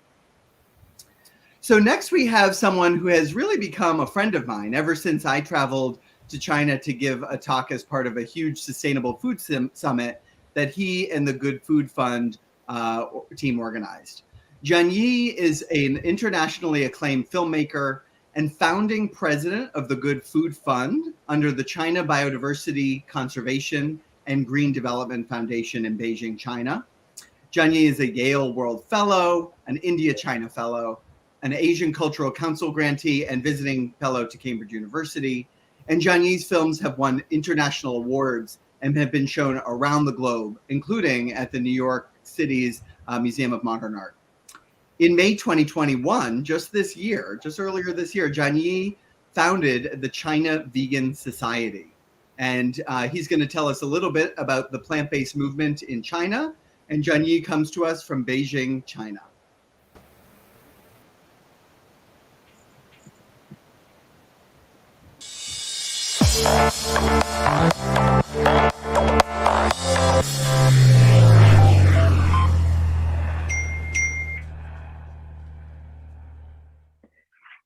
Hi, everybody.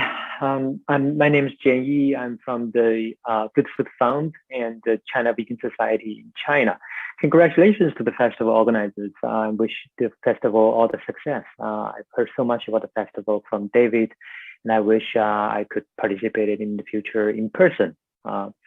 Okay, I'm gonna share a little bit very briefly about what we do here in China in terms of promoting vegetarianism and veganism. I use these two words interchangeably because in Chinese they are the same word. As you can see from my title, I was going to talk about the 2020s this year, or some people say last year is the beginning of the 2020s. Actually, in China, we have had some really interesting growth of the vegetarian or vegan movement in the last decade, the 2010s. And also, I'm actually encourage you to read one paper, really fascinating paper written by Hong Kong University historian Angela Liang, entitled "To Build or to Transform Vegetarian China." She actually wrote about what happened in 1910s of the revolutionaries back then promoting vegetarianism in China, and as a participant of the movement in the 2010s, which is exactly 100 years apart from the 1910s, I wrote another paper entitled "Eating as an Act of Civility: The New Wave of Vegetarian Movement in Chinese History." And so I would also encourage you to read that. So I because with constraints of time, I won't be able to go to details of that. And after writing that paper, I started to think, what we can do to empower the vegetarian or vegan community in China to do more in the new century and bring the movement to a new level. So we were looking into many problems. Like, for example, we don't have an equivalent word for activist in the Chinese language. We don't have an equivalent word for vegan in Chinese language. So there are many things we have to look into. And my own background is in filmmaking, and also I founded the Good Food Fund in 2017, and I also served on the leadership team for Action Track 2 of UN for System Summit last year and this year. So by the end of last year, I was thinking, how we can bring the movement to a new level in the new decade. And with a bunch of really wonderful colleagues, we started the China Vegan Society in May this year, and we were able to, for the last few months, we were able to accomplish quite a bit. In a few days, we're gonna host the first vegan festival with the China Vegan Society, and we also aiming at providing public goods for the movement. So, for example, vegan labeling. We don't have any vegan labels for food products at the moment. So we hope that by early next year, we're gonna be able to produce that for people to use. And we will be supporting art and film works in promoting vegetarianism and veganism. We'll be providing education sets for people, for media, family, and children. And also we're going to build networks for people so people can learn from each other. And also empowering the young people to do more in this space is very, very important. As we all know, China is so important, right? China is the largest, one of the largest producers and consumers of food products. Is the largest consumer of animal products. So it's very, very important what happened in China in this space in the next 10 years or 30 years. And also, and we hope China and the US will work together because we are the two largest economies of the world, and we are the, many of the problems we are facing today, all the risks and challenges we're facing in public health, in animal welfare, in sustainability, China and the US have to work together. So I think there's a lot we can do together with, the vegetarian community in China and in the US. So so in China we do have a growing population in the vegan and vegetarian community, and we also. And lastly, I would like to mention that very interesting thing about what we try to do in China is that we want to reclaim ancient characters. That because, as I said, we don't have specific words for different dietary choices. So if you look at the screen, you can see 4 characters, which are ancient characters. We reclaim. People no longer use them, but the beauty of the Chinese words is that characters is that you can just read them by shapes and guess what they mean. You can see from these 4 characters, you could probably tell that they mean grass, more grass, a lot of grass, a lot of grass. So we use this to describe vegan, vegetarian, and different food choices. And so with this, we can contribute to the movement with a public good that we hope that can be used for a long time as a legacy that will benefit the movement. Because if you can't even describe yourself, how you gonna really promote your movement, right? So okay, I think my time is limited, and I will finish by suggesting that you visit our website, chinavegans.org, and feel free to email me at Jian Yi at chinavegans.org. Okay, thank you very much again, David, and the festival organizers. Wish you all the best of luck, and hope to see you in person in future years. Bye for now. Well, thank you, Jian Yi. It's so fascinating to hear what's going on over there in China and the really exciting work that Jian Yi and his team is doing. And it does make me feel lucky that we have the word vegan in English, that we're able to describe our values, in just one word. And it's really exciting, the work that they're doing over there. So next, we'd like to welcome another of our organizing committee members, Beverly Rich, who will be introducing our next speaker, registered dietitian and prolific author Brenda Davis, who joins us all the way from Alberta, Canada.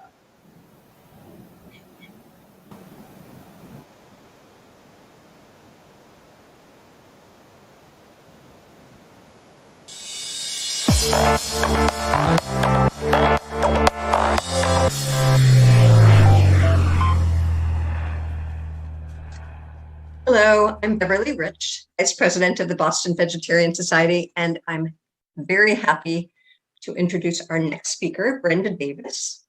Brenda's a registered dietitian and a pioneer in plant-based nutrition. She is an internationally acclaimed speaker, featured at medical and nutrition conferences in over 20 countries and 5 continents. Brenda's the lead clinical nutrition specialist for the Diabetes Research and Intervention Project in the Marshall Islands.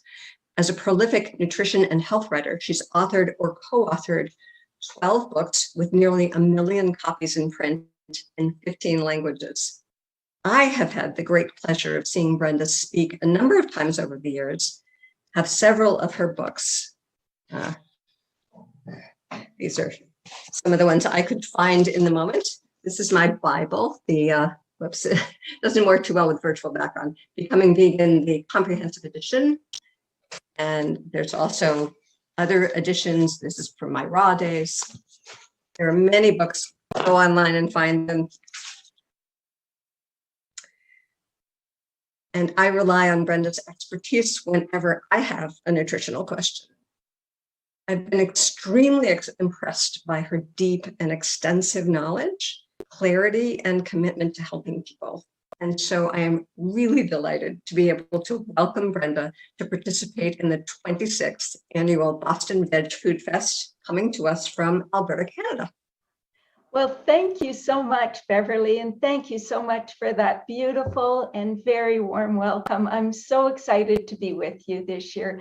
It's been, I think, just over 10 years since I've spoken at the Boston 2010, that's right. Fest. Yeah, so Yeah. It's just lovely to be back, and I hope that soon it will be in person again. Thank you. We do so as much. well, but we're so glad to have you back with us. Well, thank you very much. And today your topic is the hot topic of carbohydrates, setting the record straight. There's so much division on that subject. I'm really looking forward to getting good information from such a reliable source. And we really thank you so much for sharing this with us. Well, thank you so much for having me. And I'm excited to share it too, because it's one of the topics that I'm really passionate about, because there's so much misinformation now about carbohydrates. So yeah, shall I just share my screen and begin? Please do. Thank you so much. Okay, thanks, Beverly. Whoops. There. I think that's it. So you can hear me all right, and I will just begin. So today my topic is called Carbohydrates, Setting the Record Straight. And as you're probably very well aware, many of today's hottest dietary trends are actually low carb, like the keto diet and the paleo diet.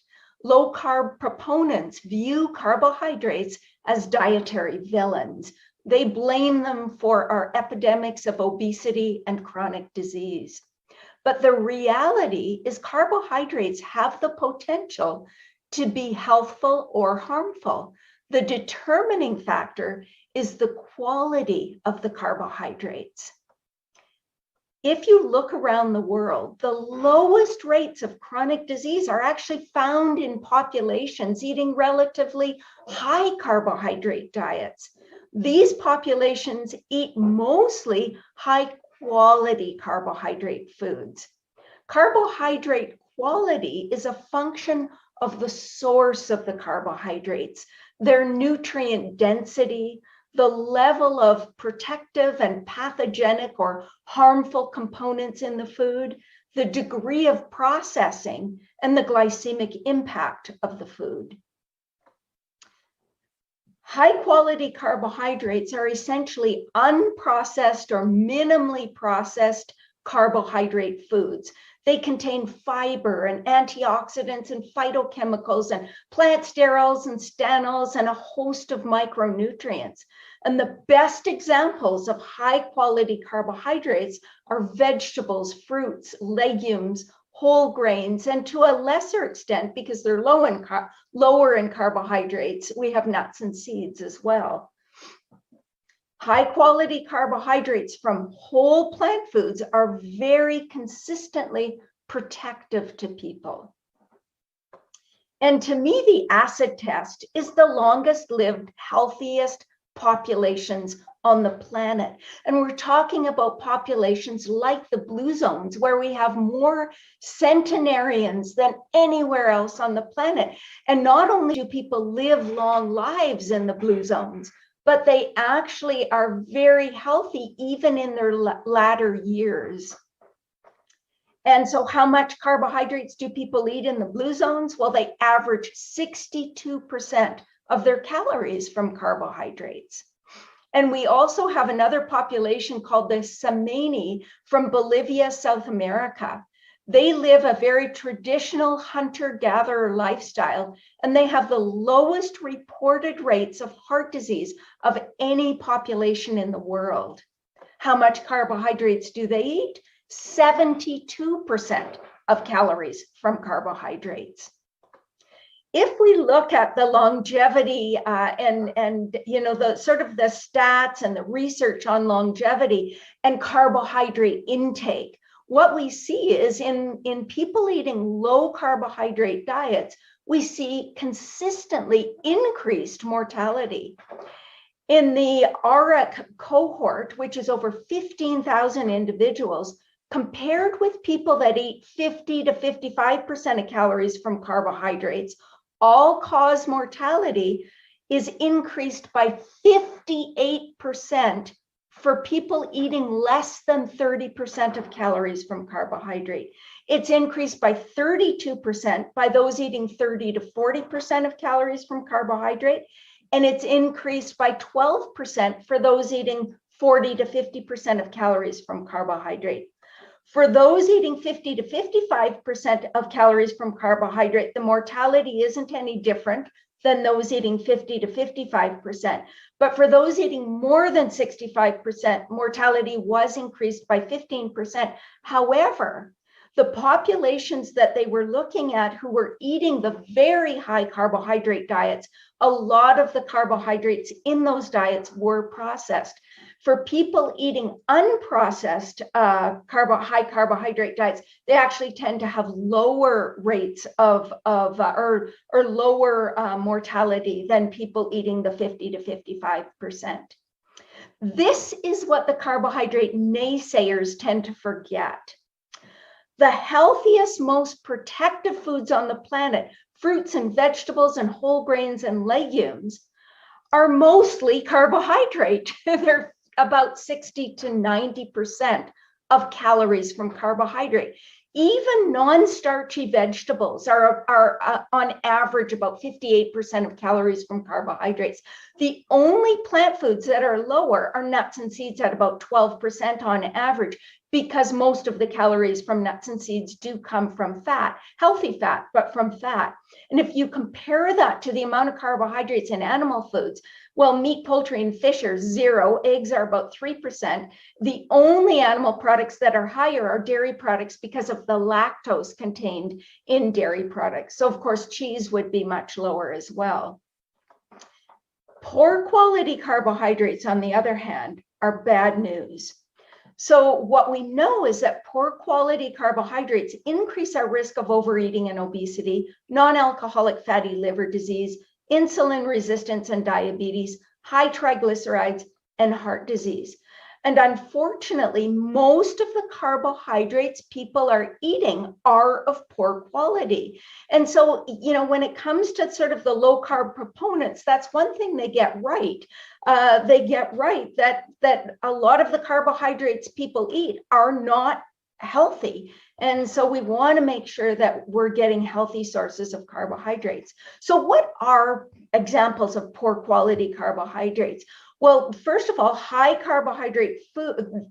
poor quality carbohydrates are high carbohydrate foods that have been stripped of their nutrients by food processing techniques. So we're talking about things like refined sugars, whether it's white or brown sugar, syrups or jams or jelly or sugar sweetened beverages, and refined starches like white flour products, white rice products, concentrated starches. And if we look specifically at refined sugars, about half of the sugar that people eat in North America, specifically in the United States, are from sweet beverages. So if we just eliminated the liquid sugar, the sugar we're drinking, we would cut our sugar intake in half, which is quite shocking. And so what is a safe level of added sugars? Well, the official recommendations by the World Health Organization, and I'm sorry, I forgot to change this. It's by I don't know what happened here. Oh, this is weird. I changed this just before doing this presentation, so I must have an older version of it. But the 2020 dietary guidelines are for 12 teaspoons, not more than 10% of calories from sugar, or not more than 12 teaspoons in a 2,000 calorie diet, which is kind of a typical diet for individuals.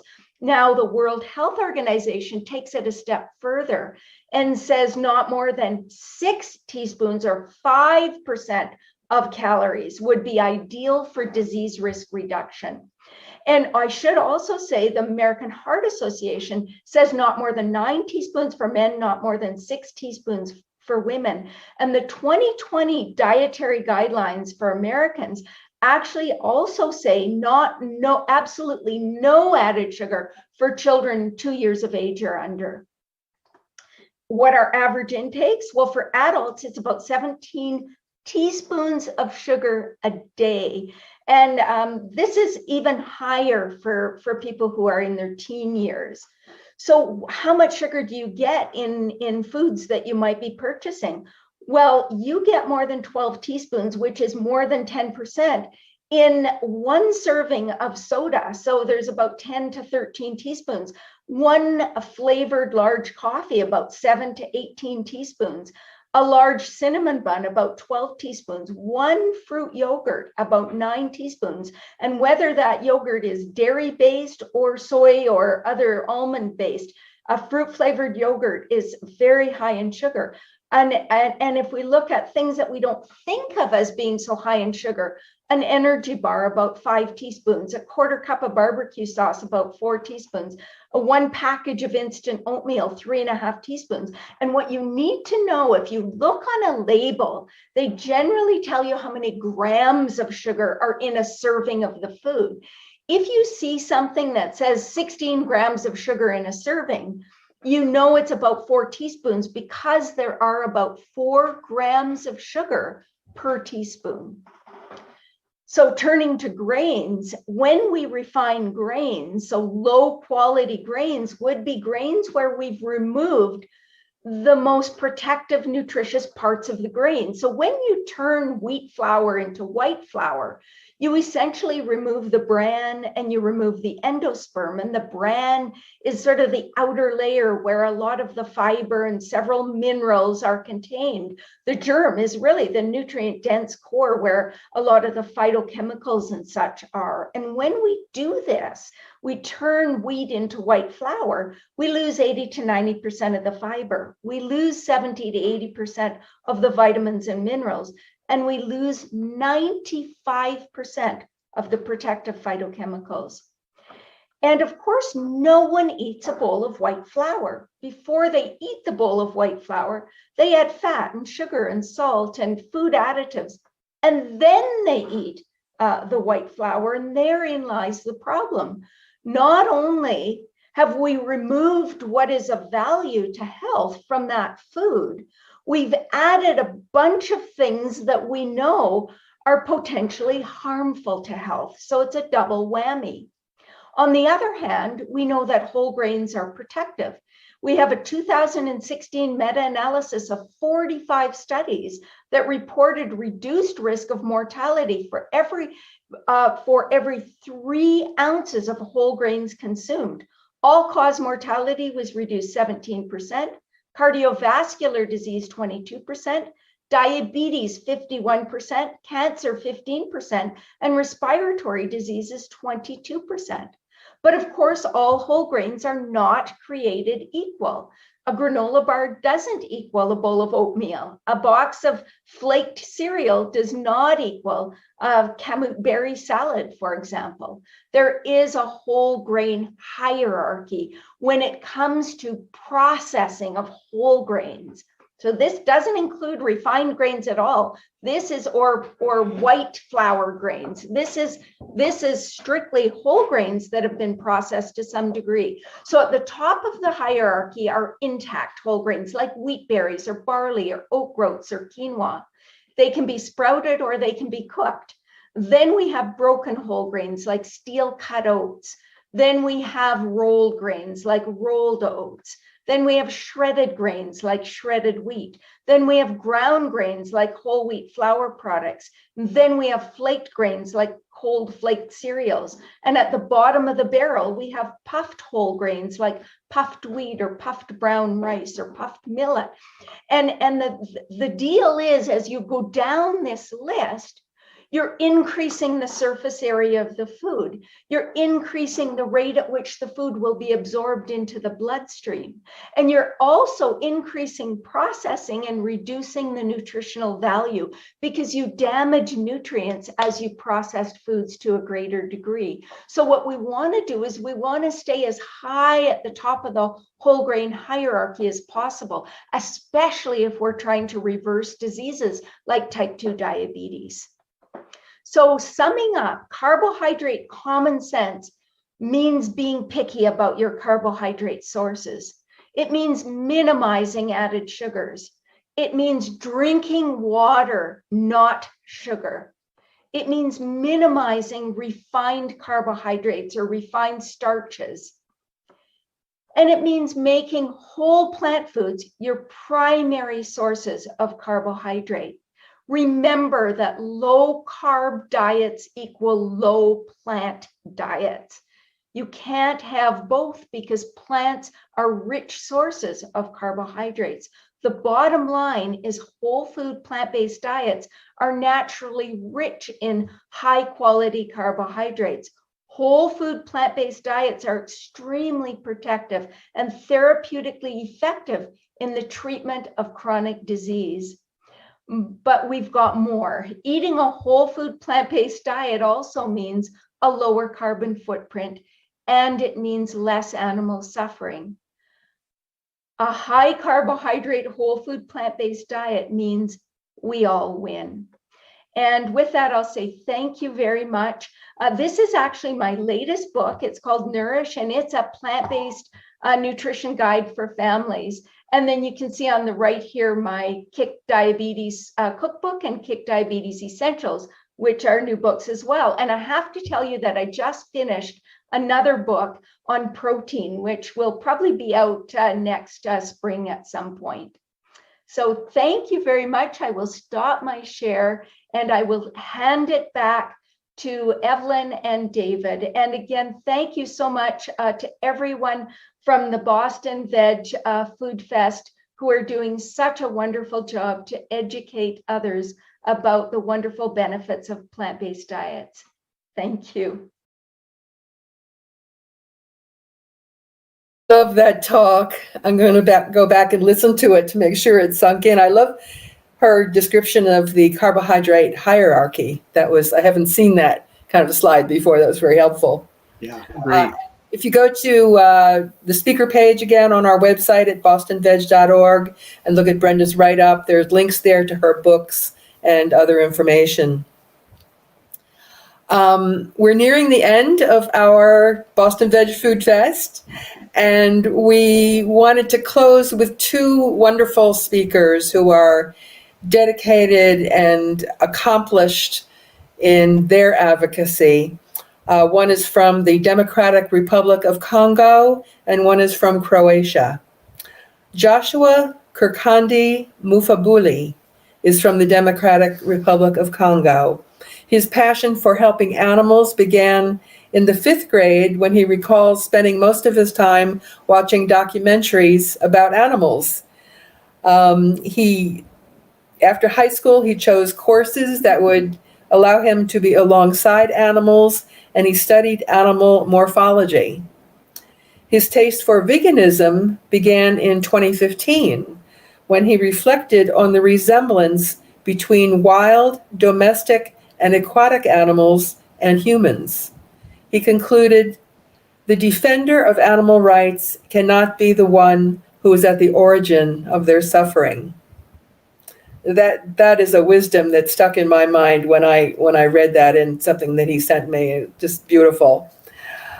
Joshua founded in 2018 the organization Forum des Amis de la Développement et la Protection de l'Environnement. The acronym is FADPE, and established a program on environmental education, which is still ongoing and carried out in the city of Goma and in the schools and villages around Virunga National Park. In 2021, he and his team of volunteer animal protectors inserted vegan lifestyle mobilization into their awareness program on environmental education, where they show students the trauma and threat that animals experience daily, the environmental degradation from animal product production, and the consequences that human activities have caused. Joshua set up a reforestation project with a nursery to provide 10,000 seedlings and planting trees in schools and distributing these seedlings to the community. Joshua joins us from Goma, Congo, and he speaks French, and his translator is with him.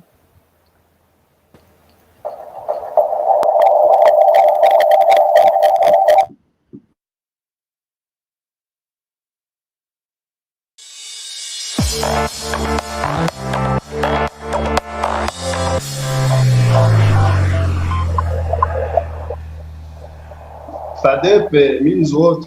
Forum of Friend of Development and the Protection of Environment. Pourquoi nous avons choisi ce programme de mobilisation au Congo? Why do we choose this program in DRC? Ici au Congo, nous, comme à travers le monde, here in Congo, il y a beaucoup de traumatismes que les animaux subissent. There is many people who are traumatized. Entre autres, il y a les animaux de cage, parce que l'élevage industriel vient de s'implanter actuellement dans notre pays. And there are animals which are suffered in cages. À l'aide de ce programme, nous mobilisons premièrement les parents ainsi que les enfants afin qu'ils puissent comprendre la difficulté ou le douleur que les animaux subissent. We are sensibilizing parents and children and show them how animals are suffering. Nous leur montrons que les animaux aussi ont droit à la vie comme nous, même avons droit à la vie. We show them that animals has a right to live like a people. L'animal, quand il tombe malade, a droit aux soins de santé. When animal is suffering, he has the right to be cured. Ça a besoin aussi à l'alimentation comme nous-mêmes aimerons parce que nous puissions manger comme d'habitude. It has the right to be fed. Et quand l'animal meurt, ça a aussi besoin d'être enterré, d'avoir un bon encadrement lors de son dernier jour. When it's dead, it must be well kept. Et comme humains et animal sommes tous colocataires de la planète. As a human body, we live in the same planet.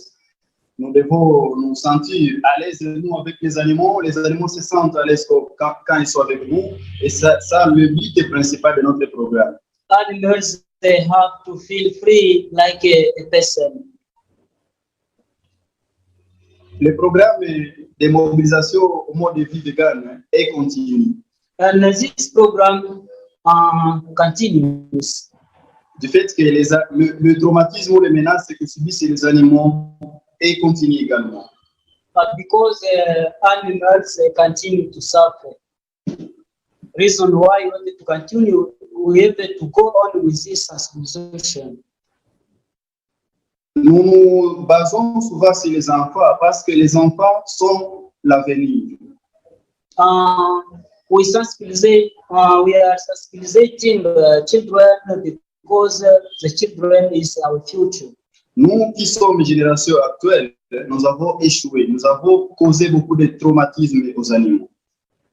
We who are the recently person who have to do it so that the future person don't do it again. Nous voulons à ce que les générations futures puissent se comporter aisément, très bien à l'égard des animaux, contrairement à ce dont nous qui sommes des générations actuelles faisons subir aux animaux. Our aim is to protect the animal so that the future people don't traumatize again animals. Et dans ce programme, ces enfants que nous encadrons, nous leur montrons l'utilité de vivre vegan et les bienfaits qu'on a quand on vit vegan.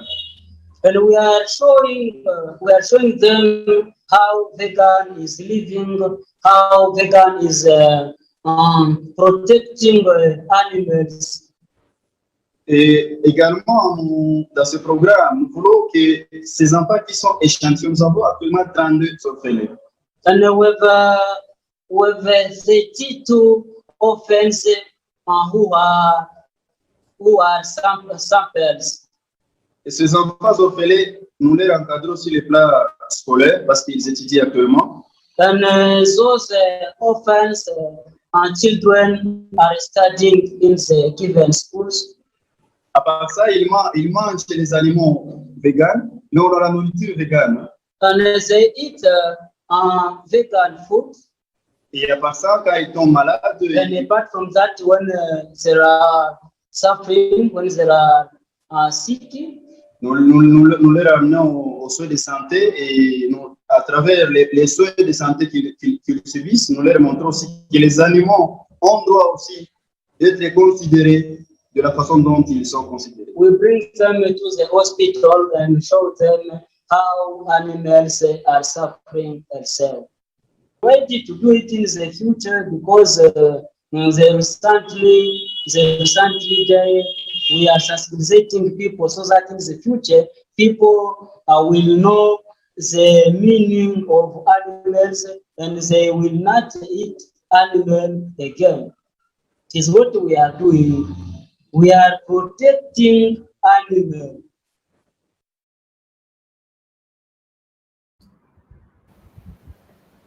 Well, thank you, Joshua. And it's just incredibly inspiring to hear that they're teaching the younger generation about these important issues and what they can do to help. You know, and it reminds me that, you know, if you care about animals, it's clear what you should be doing. But even if you care about people, it's clear what you should be doing, because we need a working environment for us to survive and thrive. And so we should be protecting the environment. We should be reducing animal suffering and really helping ourselves as humankind in doing this work. So, you know, thank you again, Joshua, from the Republic of Congo, and to his translator as well. So now I'm really sad because we're moving on to our last speaker of the day. Dragana Vucic-Dekic is an author of humorous short stories, poems, and vegan-friendly children's picture books.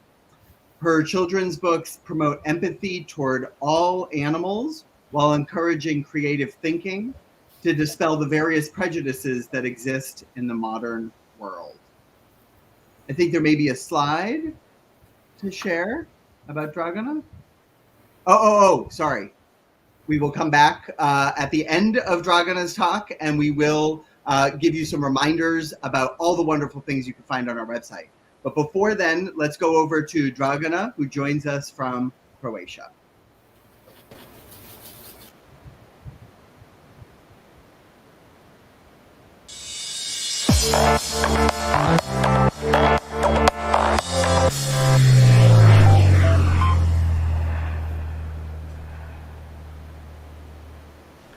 Hi, I'm Dragana Vucic-Dekic, joining you from Zagreb, Croatia, for the Boston Veg Food Fest. I'm a writer of vegan children's books that have been translated into English, German, French, Spanish, and Italian. I'm especially interested in studying the role of humor in children's literature, including vegan kids' books.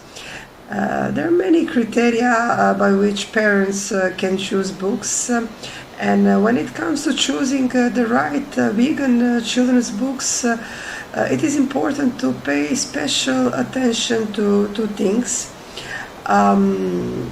Whether the book is written in a way that is emotionally acceptable to your child, and whether it meets literary aesthetic criteria or has only an educational and ethical role. Today, through children's literature, there is more and more talk about ecology and exploitation of animals, which certainly belongs to difficult life topics. So it is important to consider the way in which they are brought to the young reader. When choosing any book, it is important that it's emotionally and intellectually appropriate for the age of the child. And this is especially true for vegan stories that talk about very sensitive topics such as violence against animals. The writers of vegan books face the challenge of how to write about violence in a non-violent way, in a way that will not scare children and cause them nightmares. Parents generally do not buy vegan books for children so that children can learn the terrible truth of where the meat comes from. They have probably already talked to them about these topics. And the story has another role to bring these facts closer to children in a literary way. Parents can tell children the facts that cows, pigs, sheep, and chickens have feelings, that they are intelligent, sociable, but children will experience this more fully through some intriguing story.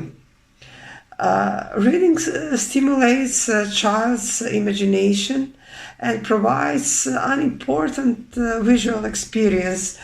So it is important that words and illustrations in vegan books be at level of the child's emotional and intellectual development. Although the main feature of vegan children's books is educational, it can be much more than that, depending on how the author approaches the topic. Writing well for children is just as hard as it is for adults, and even harder because children read with their heart, and we can't convince them that something is good just because some authority said it is. Vegan stories for children need to be compelling and artistically impressive to capture the imagination of a young reader. The message that animals are our friends and not food can be presented in a literary, artistic way that will appeal to non-vegan readers as well.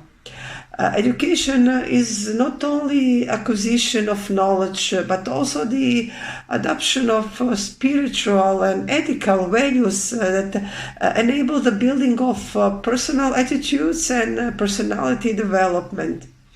And yes, it is possible to have vegan children's books which are also educative, engaging, and fun at the same time. It is possible to give vegan children's books to your no-vegan friends without being intrusive. It is possible to write about violence in a non-graphic way. It is possible to have a vegan book that will be interesting to children who have been vegan all their lives without them saying, come on, we already know that.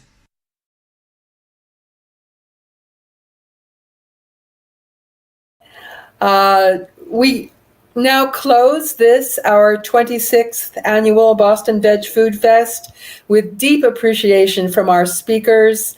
What an honor it has been to work with you and the joy to bring you all together. I feel as if we have family all over the world now, David. I agree. And by the way, Michael from Earth Day Boston reminded us we were able to travel the world without a huge impact on climate change, which was really... Thank you, Michael. That's a good reminder.